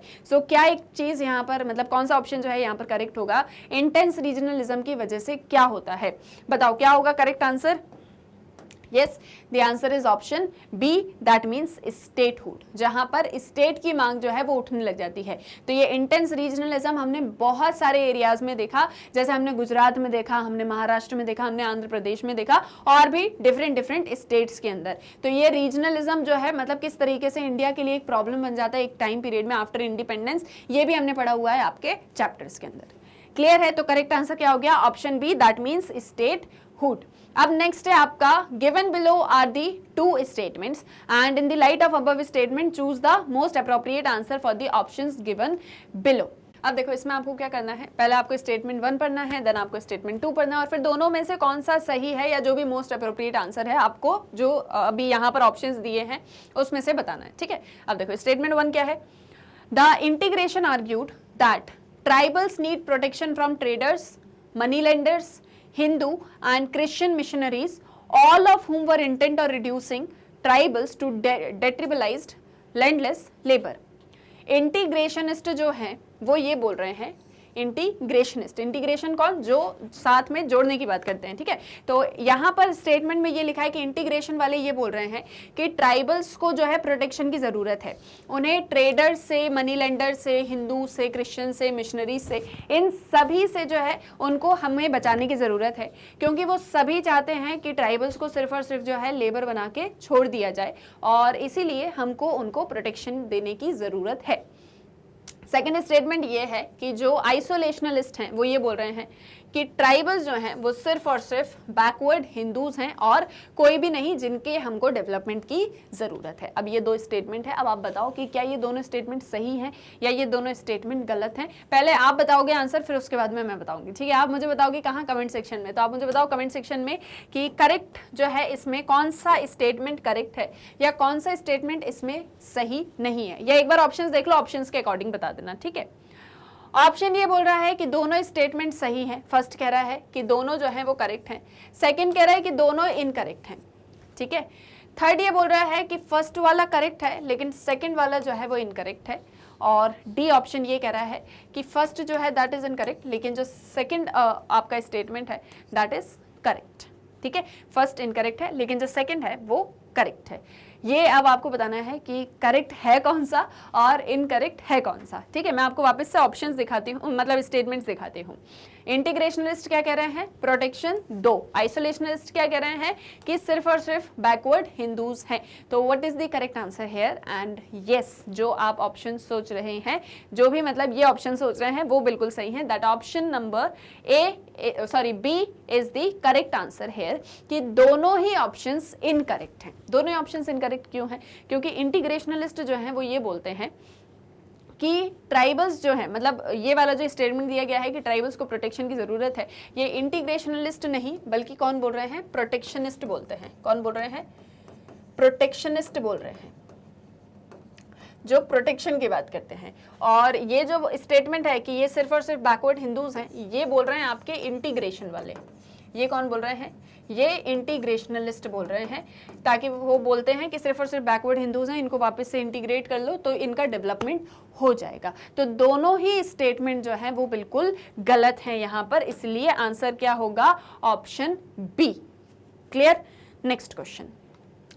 A continuous dialogue, negotiation, and even struggle against significant others, those directly involved in our lives, like our parents, family, kin group, and our community, the process is known as. जब आप continuously बात करते हो, negotiate करते हो, लड़ाई झगड़ा प्यार मोहब्बत सब कुछ होता है आपके पेरेंट्स के साथ, आपकी फैमिली के साथ, आपके रिश्तेदारों के साथ में, आप जिनके साथ में रहते हो उनके साथ में, आपका जो कम्युनिटी है उनके साथ में, इस एक प्रोसेस को क्या कहा जाता है?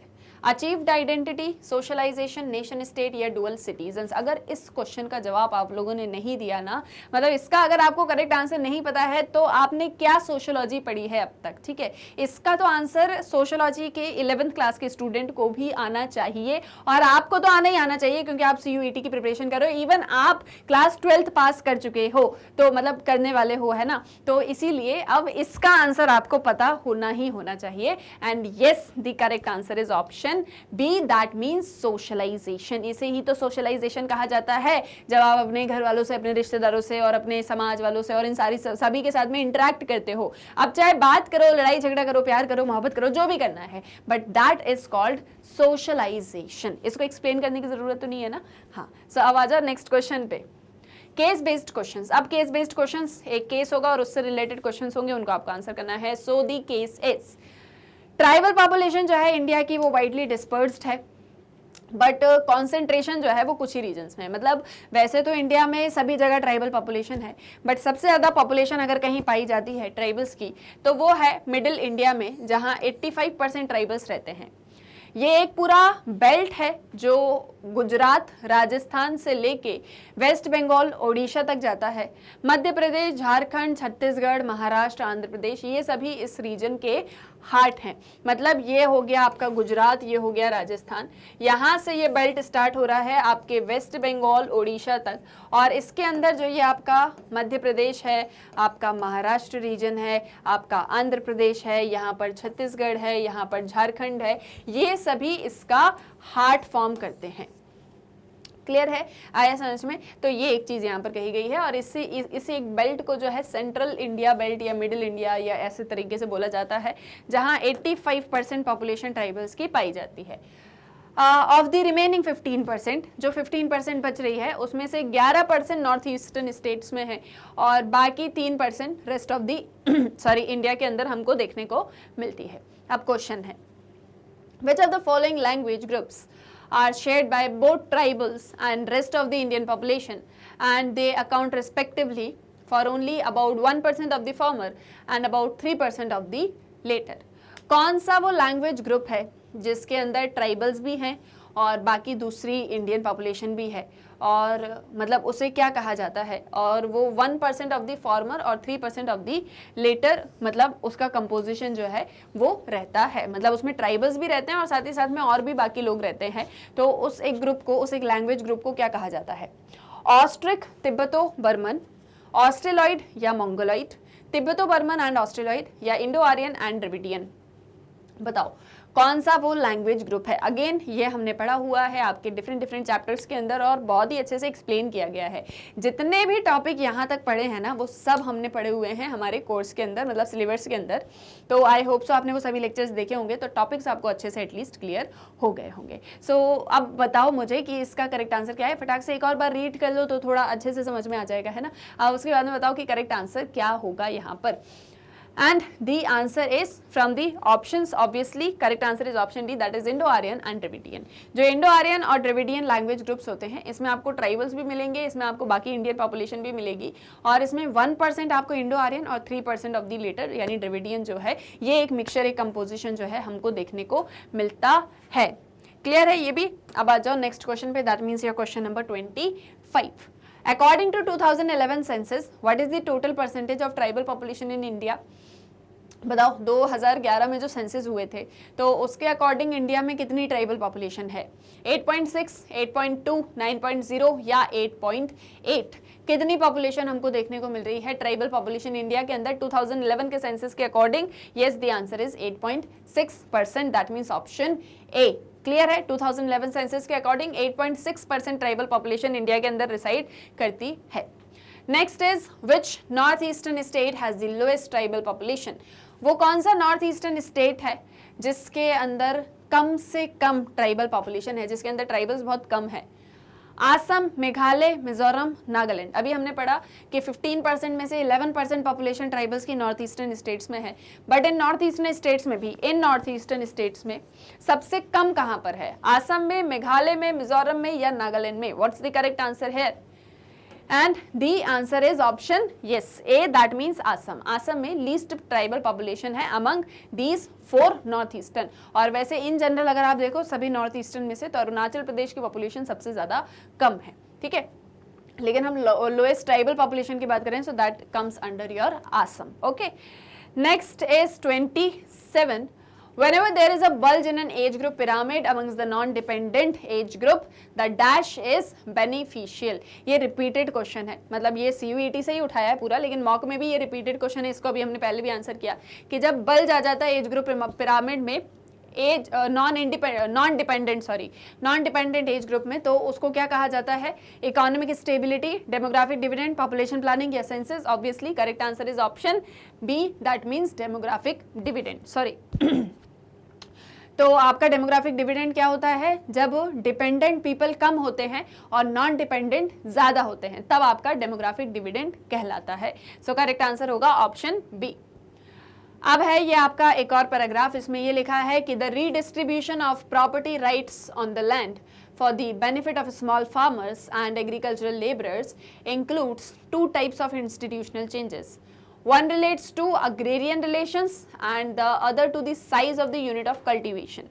Now it is necessary not only to boost agricultural growth but also to eradicate poverty in rural areas and bring about social justice. ये कहा जा रहा है कि ये जो प्रॉपर्टी राइट्स को डिस्ट्रीब्यूट किया जा रहा है स्मॉल फार्मर्स और एग्रीकल्चरल लेबर्स के बीच में, जो आपके स्मॉल फार्मर्स हैं और जो आपके एग्रीकल्चरल लेबर्स हैं उनके बीच में, तो दो तरह के इंस्टीट्यूशनल चेंजेस देखने को मिलते हैं। एक तो ये कि अग्रेरियन रिलेशंस जो हैं उसमें, और दूसरा size of the unit of cultivation में, कि जैसे स्मॉल फार्मर्स वगैरह हैं तो उनको छोटा छोटा लैंड दे दिया जाता है और साथ ही साथ में उनके अग्रेरियन रिलेशंस भी इससे हर्ट होते हैं।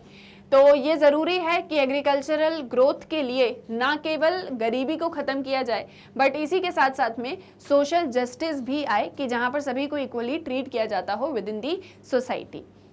Now the above passage best describes, अब इस पैसेज के अंदर किसी चीज़ की बात हो रही है, लैंड रिफॉर्म्स की, ग्रीन रिवॉल्यूशन की, एग्रीकल्चर सब्सिडी की या कमर्शियलाइजेशन ऑफ एग्रीकल्चर की। अब बताओ, ये भी पढ़ा हुआ है आपने अपने चैप्टर्स के अंदर, बुक 2 के अंदर आपने पढ़ा हुआ है ये, तो क्या एक चीज़ इसके अंदर बहुत अच्छे से बताई जा रही है, डिपिक्ट की जा रही है? Yes, the answer is option A, that means land reforms. जो आपके लैंड रिफॉर्म्स होते हैं उसी में हम रीडिस्ट्रीब्यूशन ऑफ प्रॉपर्टी किया करते हैं और इसी के अंदर जो है ये आपके स्मॉल फार्मर्स और एग्रीकल्चरल लेबर्स की बात होती है, जहां पर पॉवर्टी तो खत्म करनी है बट साथ साथ में सोशल जस्टिस भी लाना है। ग्रीन रिवॉल्यूशन की बात यहाँ पर नहीं हो रही, that is about, what is about green revolution? Modernization of agriculture या एग्रीकल्चर मॉडर्नाइजेशन। ठीक है, ग्रीन रिवॉल्यूशन इस एक चीज से रिलेटेड होता है, मॉडर्नाइजेशन ऑफ एग्रीकल्चर। आपका एग्रीकल्चर सब्सिडी जो है वो ग्रोथ इन एग्रीकल्चर सेक्टर हम बोल सकते हैं, ग्रोथ इन एग्रीकल्चरल सेक्टर से रिलेटेड है। कमर्शियलाइजेशन ऑफ एग्रीकल्चर जो है आपका वो भी ग्रीन रिवॉल्यूशन से ही रिलेटेड है और वो एलपीजी के बाद में होता है। जब ग्लोबलाइजेशन स्टार्ट हो जाता है तो बहुत तेजी से कमर्शियलाइजेशन ऑफ एग्रीकल्चर होना भी स्टार्ट होता है, जहां पर आप मार्केट के लिए प्रोड्यूस करना स्टार्ट कर देते हो। सो यहाँ पर करेक्ट आंसर क्या है? लैंड रिफॉर्म्स, जिसके अंदर रीडिस्ट्रीब्यूशन ऑफ प्रॉपर्टी राइट्स की बात होती है। ठीक है, अब नेक्स्ट क्वेश्चन है question number 29। So dash refers to the preconceived opinions और attitudes held by members of one group towards another. जब आप किसी और के बारे में, आप या आपके फ्रेंड्स किसी और ग्रुप के बारे में या किसी और इंडिविजुअल के बारे में कोई ओपिनियन बनाते हो, किसी तरह का कोई एटीट्यूड या एट्रीब्यूट उसके बारे में आप सोच लेते हो, उसे क्या कहा जाता है? इंक्लूजन, प्रिजुडाइसिस, इंसेंटिव या मोनार्की, क्या कहा जाएगा उसको? Yes, the answer is option obviously B, that means prejudices. Prejudices क्यों? क्योंकि प्रिजुडाइसिस का मतलब होता है जब आप किसी के बारे में अपने अकॉर्डिंग ओपिनियंस, एट्रीब्यूट्स बना लेते हो जो आपको पता तो नहीं है बट फिर भी आपने जो है उसके बारे में ऐसा सोच लिया, या एक तरीके का ओपिनियन या एट्रीब्यूट जो है आपने पहले से किसी के बारे में सोच के रखा हुआ है, दैट मीन्स प्रिजुडाइसिस। इंक्लूजन मतलब इंक्लूड करना, इंसेंटिव मतलब किसी तरह का प्रॉफिट उसको मिलना, मोनार्की मतलब जो है आपको पता ही है कि एक तरीके का पॉलिटिकल जो है रूल होता है मोनार्की। ठीक है, अब तो करेक्ट आंसर क्या हो गया? Option B, that means prejudices. Next है Dash is an opinion formed in advance of any familiarity with the subject before considering any available evidence. क्या ऐसी चीज़ होती है जिसमें आप किसी के बारे में किसी तरह का एक ओपिनियन सेट कर लेते हो कि ये ऐसा ही होता होगा, उसका कोई एविडेंस नहीं है बट आपने मान लिया। फॉर एग्जांपल, आपने ऐसा देख लिया कि आपका जो फ्रेंड है वो बहुत ही ईगोइस्टिक है, आपको उसके बारे में कुछ भी नहीं पता था, मतलब आपका फ्रेंड या कोई XYZ पर्सन, जब सपोज ये X पर्सन है, ये बड़ा ही ईगोइस्टिक पर्सन है, जस्ट आपने उसको देखा और आपने एक जो है मतलब उसके बारे में ऐसी एक सोच बना ली। इसको क्या कहा जाता है? भले ही ये पर्सन ईगोइस्टिक ना हो पर आपको ऐसा लग गया। So what is that called? That is called post judgment, discrimination, prejudgment या एक्सक्लूजन। क्या कहा जाएगा इसको? The correct answer here is obviously option C, that means prejudgment. इसे कहा जाता है प्री जजमेंट, जहां पर आप पहले से किसी को जज कर लेते हो। क्लियर है? ये भी आया यहाँ तक समझ में। So 30 questions we have completed. I hope so सभी क्लियर होंगे without any single doubt. Yes और नो? जल्दी बताओ कमेंट सेक्शन में। यस, ठीक है, चलो अब आ जाओ क्वेश्चन नंबर 31 पे। So the tea plantation industry was established in India in, tea plantation industry India में कब लगाई जाती है? 1871, 1851, 1861 या 1852? 2 बताओ कब लगाई जाती है टी प्लांटेशन इंडस्ट्री इंडिया के अंदर, और कब लगती, कहां पर लगती पहली टी प्लांटेशन इंडस्ट्री इंडिया के अंदर, दोनों मुझे बताओ। Yes, the answer is option B, that means 1851। 1851 में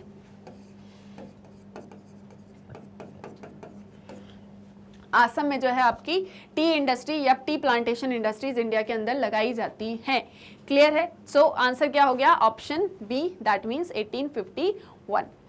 the next is dash refers to the ways in which individuals may become cut off from full involvement in the wider society। वो क्या एक चीज होती है जिसके अंदर इंडिविजुअल जो है वो सोसाइटी से अलग जो है फील करने लग जाते हैं, या मेन सोसाइटी से बिल्कुल कट ऑफ हो जाते हैं, दूर अलग अलग रहने लग जाते हैं, या उन्हें कर दिया जाता है ऐसा।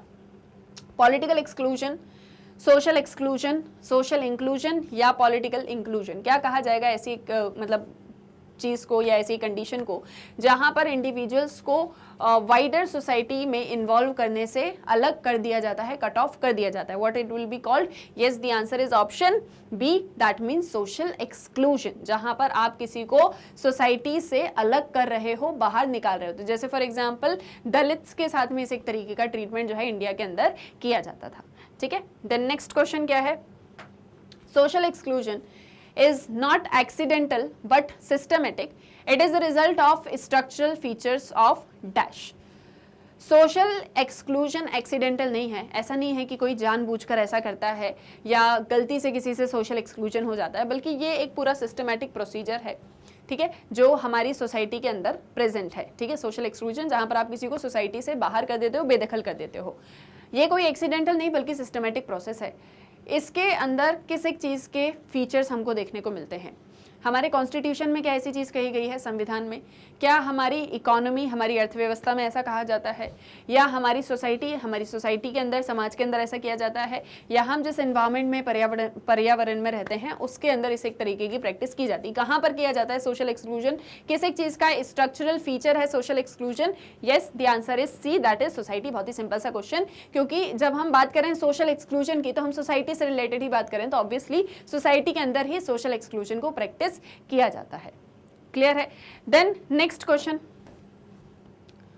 सो why do some coffee advertisements in India display 2 cups on the package whereas in America they show 1 cup only? ऐसा क्यों होता है कि इंडिया में जब किसी तरह का कॉफी का एडवर्टीजमेंट किया जाता है तो 2 कप को दिखाया जाता है, बल्कि अमेरिका में सिर्फ और सिर्फ 1 ही कप को दिखाया जाता है? तो ये 1 कप या 2 कप क्या सारी चीजों को दिखा रहे होते हैं?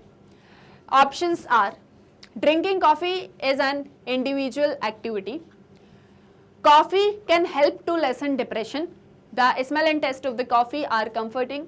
Drinking coffee is an occasion to socialize with others.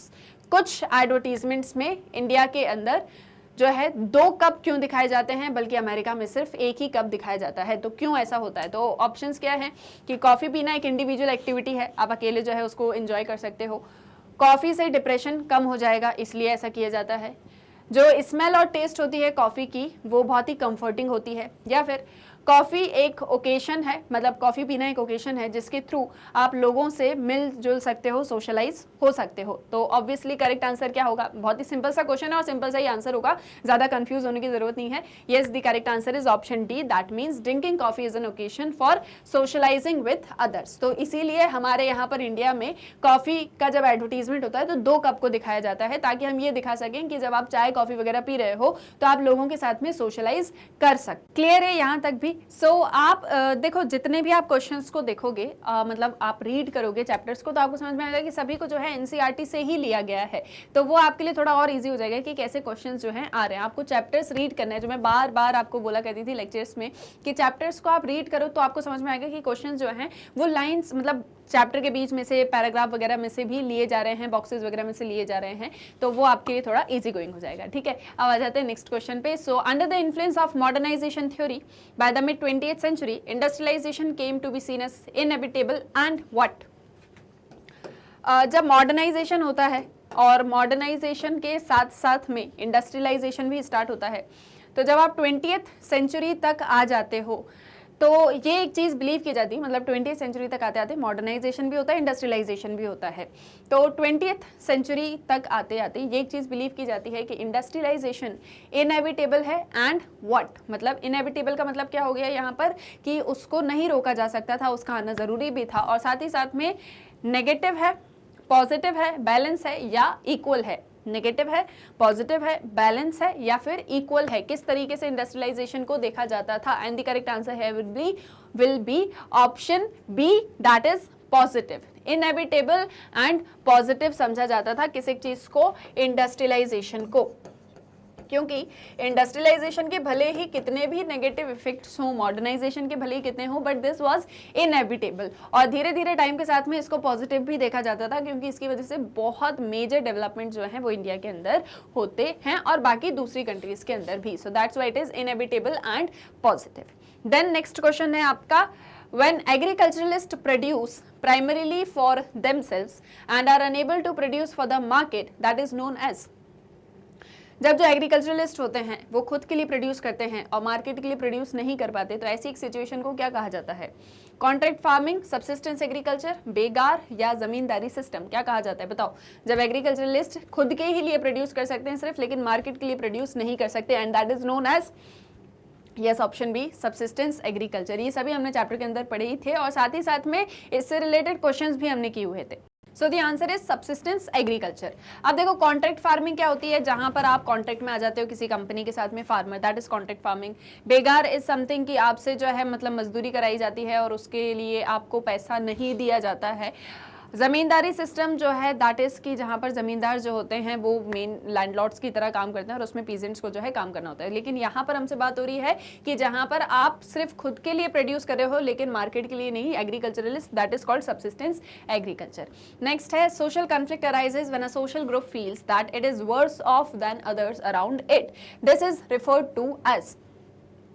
Social conflict तब होता है जब एक सोशल ग्रुप को ऐसा लगता है कि वो दूसरों से कम है या उसको दूसरों की तुलना में अच्छे से ट्रीट नहीं किया जा रहा है, वर्स ट्रीट किया जा रहा है, दैट इज कॉल्ड।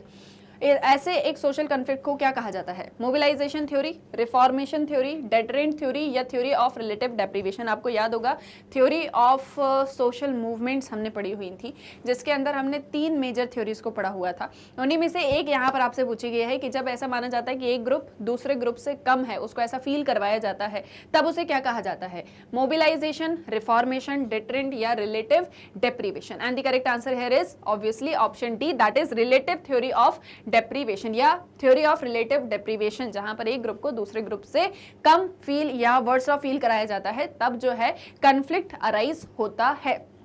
जैसे हम इसमें एक एग्जांपल देखें दलित और ब्राह्मण्स का, तो दलित को जो है ऐसा फील कराया जाता है कि they are worst off than the Brahmins. तो इस तरीके से धीरे धीरे करके सोसाइटी में कॉन्फ्लिक्ट काइंड ऑफ सिचुएशन जो है वो अराइज होने लग जाती है। तो that is the theory of relative deprivation. Then the government is trying to sell its share in several public sector companies, a process which is known as. जब government अपनी कंपनी के शेयर किसी दूसरी कंपनी को sell out कर देती है, इधर प्राइवेट या इधर पब्लिक, उसे क्या कहा जाता है?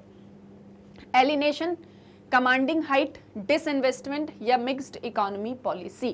क्या ये मिक्स्ड इकोनॉमी पॉलिसी है, क्या ये डिसइन्वेस्टमेंट है, क्या ये कमांडिंग हाइट्स की बात हो रही है या इसे एलिनेशन कहा जा रहा है?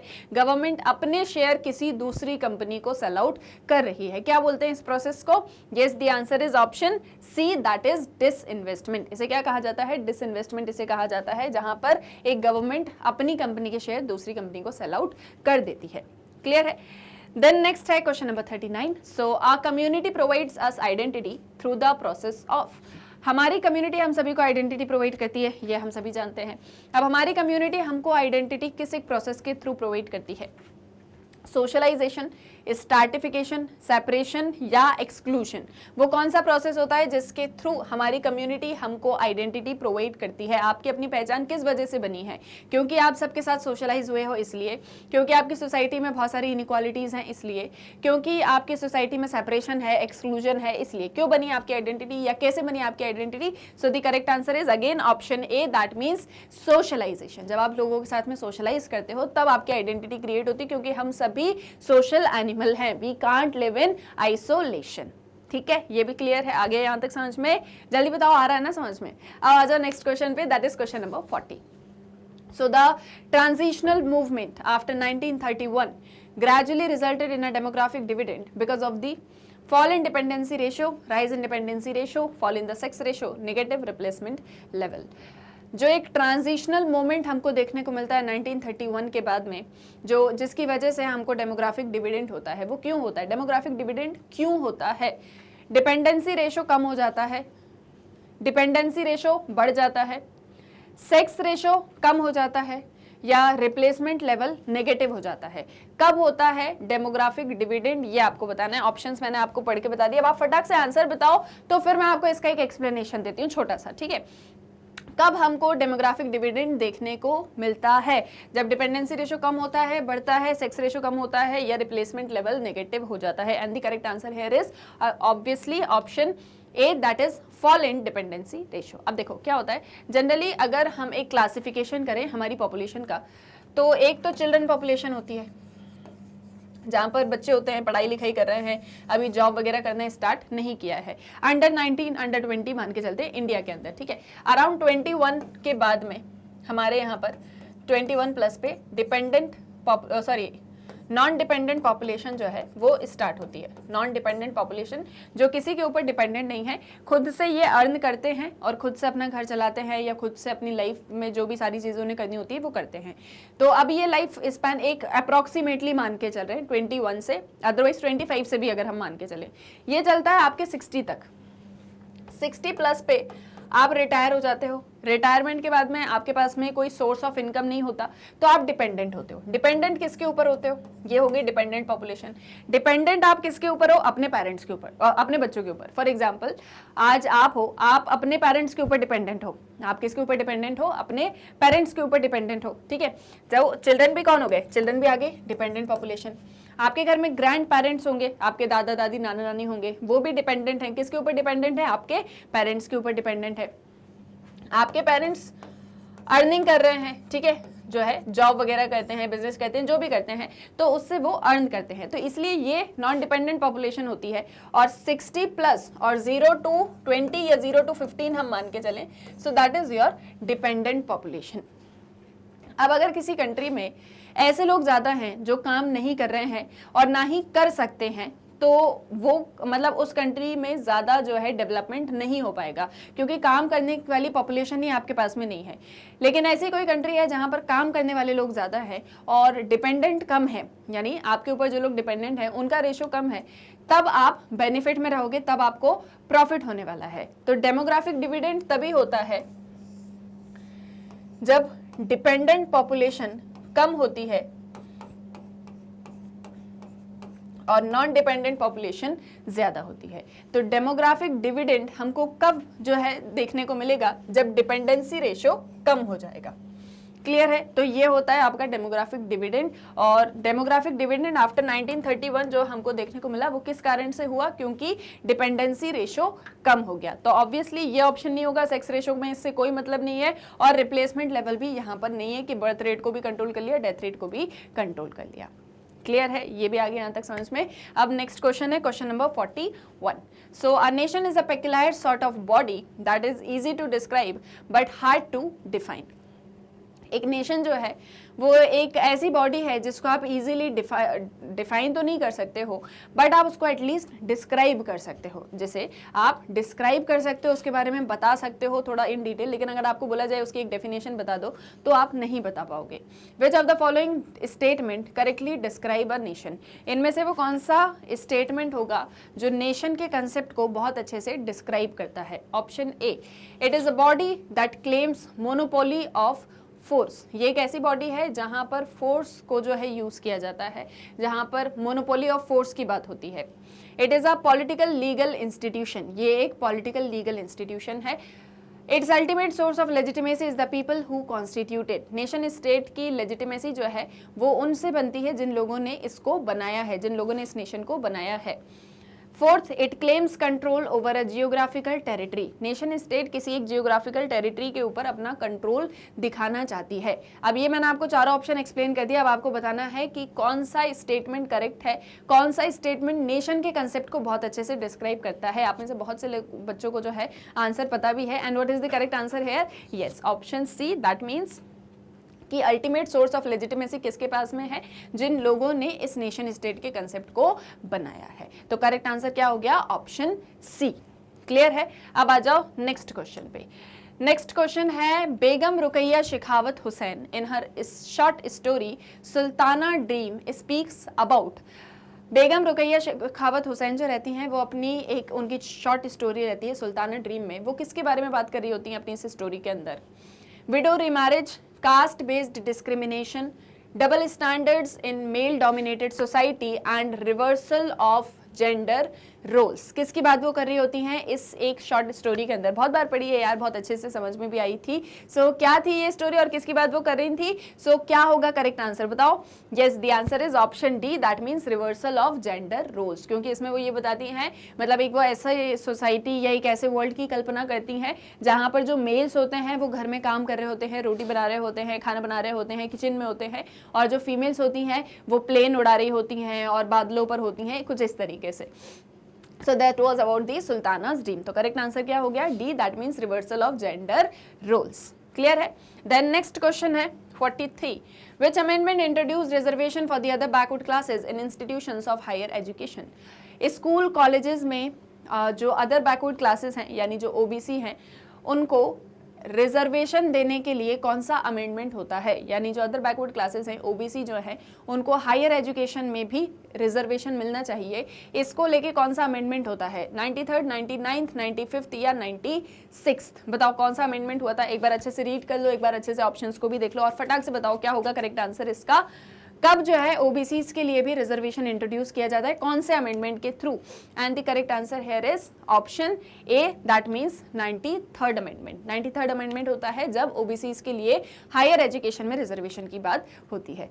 ठीक है। अब जो नेक्स्ट क्वेश्चन है वो अगेन पैसेज है और पैसेज के बेसिस पर आपको क्वेश्चंस को आंसर करना है। So the fusion of foreign power and capital was the focus of social protest during India's nationalist struggle. जब इंडिया का नेशनल स्ट्रगल चल रहा था तो तब फॉरेन पावर और कैपिटल दोनों को ही हमने यूज़ किया सोशल प्रोटेस्ट करने के लिए। महात्मा गांधी ने खादी कपड़ों को पहना, hand spun hand woven cloth को यूज़ किया ताकि वो इंडियन कॉटन ग्रूअर जो है उनको सपोर्ट कर सकें, यानी इंडियन जो पूरा एक क्या बोलेंगे ट्रेड है उसको सपोर्ट कर सकें। और इसके थ्रू जो गवर्नमेंट की पॉलिसीज थी जिसके अंदर मिल मेड क्लोथ को फेवर किया जाता था उसके अगेंस्ट में उन्होंने आवाज़ उठाई। लीजेंडरी जो डांडी मार्च है to make salt was a protest, मतलब डांडी मार्च जो किया जाता है वो भी एक प्रोटेस्ट होता है ब्रिटिशर्स की टैक्सेशन पॉलिसीज के अगेंस्ट में। और इन टैक्सेशन के थ्रू बहुत ज़्यादा बर्डन जो है कंज्यूमर्स के ऊपर आ रहा था, तो इसीलिए मतलब जो है उसके अगेंस्ट में डांडी मार्च किया जाता है। Gandhiji took items of everyday mass consumption like clothes and salt and transformed them into symbols of resistance. Gandhi ji ने ऐसे छोटे छोटे या हमारी एवरीडे में यूज़ होने वाले मास कंजम्पशन के चीज़ों को यूज़ किया, जैसे कपड़ों को, नमक को, जिसके थ्रू वो जो है एक तरीके से ट्रांसफॉर्मेशन ला सकें और ये सभी धीरे धीरे करके सिंबल ऑफ रेसिस्टेंस बन गए। तो किस एक टाइम पीरियड की बात हो रही है, इंडियन नेशनलिस्ट स्ट्रगल की बात यहाँ पर हो रही है ना। One of the key feature of social movement is, अब इसी एक उसमें आपको बैकग्राउंड में बताना है कि सोशल मूवमेंट का की फीचर क्या होता है। जब भी कोई सोशल मूवमेंट होती है तो उसमें क्या एक चीज़ सबसे ज़्यादा इंपॉर्टेंट होती है, to develop distinct modes of protest, always fight to support authoritarianism, to negate individualism और that they are always localized. मतलब नेशनल मूवमेंट्स हमेशा लोकलाइज्ड होती हैं, किसी लोकल एरिया में होती हैं, हमेशा इंडिविजुअलिज्म के खिलाफ होती हैं, हमेशा ऑथोरिटेरियनिज्म को सपोर्ट करना चाहती हैं जहाँ पर जो है आप अपना ही अधिकार जमा लो हर एक चीज़ के ऊपर, या हमेशा अलग अलग तरीका ढूंढती हैं प्रोटेस्ट करने का, कैसे अपनी आवाज़ को उठा सके। तो क्या होगा करेक्ट आंसर, बहुत अच्छे से समझ में आ गया होगा, बहुत जल्दी से क्लियर हो गया होगा। And yes the answer is option A, that means to develop distinct modes of protest. कैसे आप अलग अलग तरीके से प्रोटेस्ट कर सकते हो। तो जैसे इसमें क्या क्या प्रोटेस्ट यूज़ होते हैं, ब्लैक क्लोथ को यूज़ करना, कैंडल्स को यूज़ करना, मार्च निकालना, ये सारी चीज़ें, ये डिफरेंट मोड्स होते हैं प्रोटेस्ट करने के सोशल मूवमेंट्स के अंदर। Then a nationwide non-tax campaign that took place in Surat in 1928 as a part of the non-cooperation movement is referred to as। एक nationwide non-tax campaign चलाई जाती है जो सूरत में होती है 1928 में, और ये नॉन कॉपरेशन मूवमेंट का पार्ट होती है। इसे क्या कहा जाता है, तेलंगाना स्ट्रगल, तेभाग मूवमेंट, स्वाध्याय परिवार मूवमेंट या बरदोली सत्याग्रह, क्या कहा जाता है इसको बताओ। तेलंगाना तेभाग स्वाध्याय परिवार मूवमेंट या बरदोली सत्याग्रह, कौन सी मूवमेंट होती है जो नॉन टैक्स कैंपेन के लिए जो है चलाई जाती है, कहाँ, सूरत में।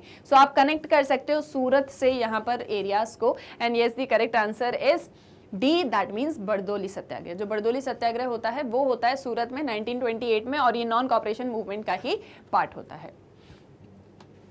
देन नेक्स्ट है social movement occur at the local level, regional level, global level या local, regional as well as global levels। social movement कहाँ पर होती है, किसी छोटे से एरिया में, किसी स्टेट में, पूरे नेशन के अंदर या पूरे ग्लोबल लेवल पर भी, कहाँ पर होती है आपकी सोशल मूवमेंट, बताओ क्या होगा करेक्ट आंसर यहाँ पर, ए बी सी या डी। फटाफट रीड करो और जल्दी से सारे ऑप्शंस को देखो और मुझे बताओ कि करेक्ट आंसर क्या होगा। And the option correct here is yes D, that means local, regional and global level, सभी लेवल्स पर जो है सोशल मूवमेंट को कंडक्ट किया जाता है।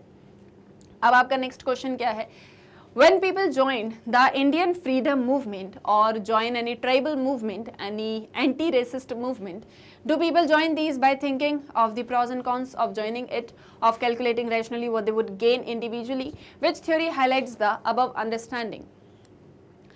जब आप किसी मूवमेंट को ज्वाइन करते हो, जैसे मान लो इंडिया का फ्रीडम मूवमेंट चल रहा था और आपने फ्रीडम मूवमेंट को ज्वाइन कर लिया, या एंटी रेसिस्ट मूवमेंट चल रहा था, या ट्राइबल्स के अधिकारों के लिए मूवमेंट चल रहा था, तो आपने उस मूवमेंट को सिर्फ इसलिए ज्वाइन कर लिया क्योंकि आप ये देखना चाहते थे कि इस मूवमेंट से मुझे कितना फायदा होगा, मुझे कितना नुकसान होगा। आपने देखा ज़्यादा फायदा है तो आपने ज्वाइन कर लिया, आपने देखा नुकसान है तो आपने ज्वाइन नहीं किया। कौन सी थ्योरी है सोशल मूवमेंट की जो इस एक आइडिया को डिपिक्ट करती है? Resource mobilisation theory, relative deprivation theory, logic of collective action या मास सोसाइटी थ्योरी। बताओ कौन सी थ्योरी करेक्ट होगी यहाँ पर, जहाँ पर पीपल मूवमेंट्स को सिर्फ इसलिए ज्वाइन करते हैं कि उनको कितना फायदा होगा और कितना नुकसान होगा। And the correct answer here is, जल्दी से बताओ फटाफट कमेंट सेक्शन में।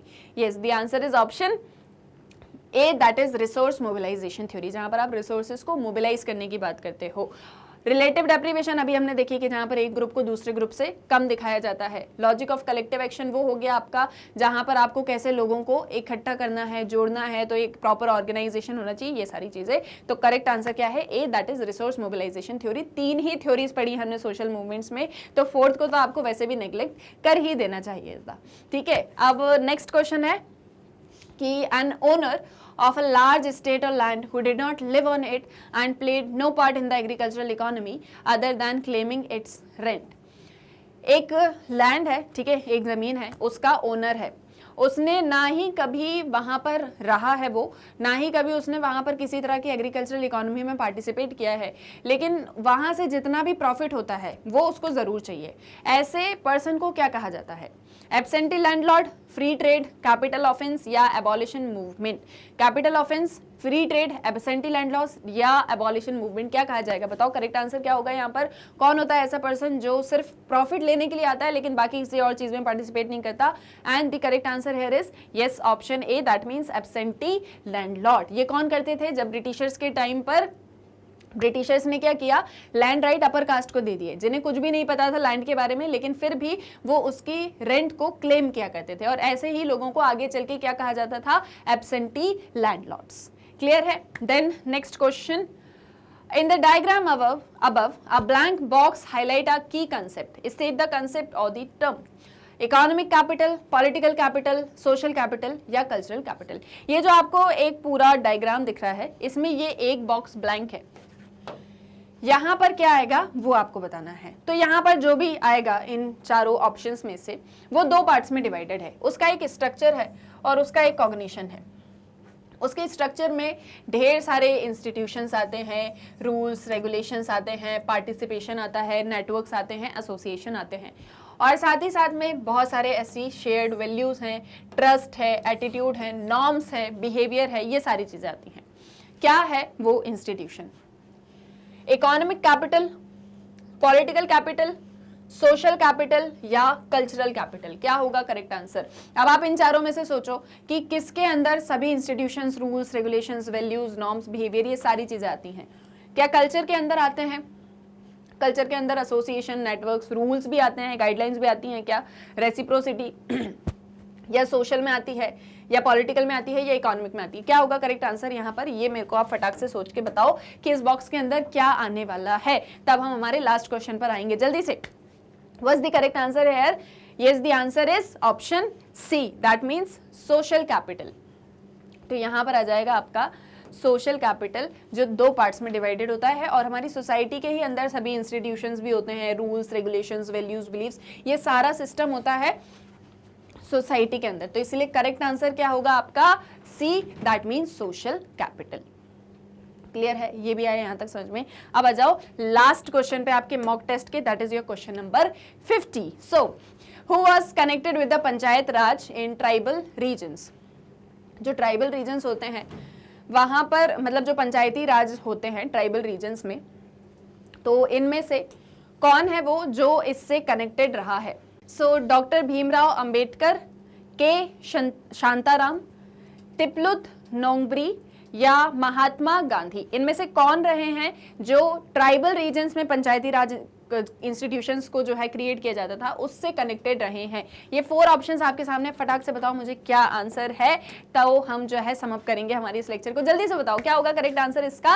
And the answer is yes, obviously option C, that means Tiplut Nongbri. इनके बारे में भी हमने चैप्टर्स के अंदर पढ़ा हुआ है। So these were your 50 questions of your mock test या practice test paper that was released by CUET 2022 for your sociology exam. So just आपको इन क्वेश्चंस को बहुत अच्छे से देखो, समझना भी है, पढ़ना भी है, रीड भी करना है, और ऑप्शंस भी बिल्कुल ध्यान से लगाने हैं।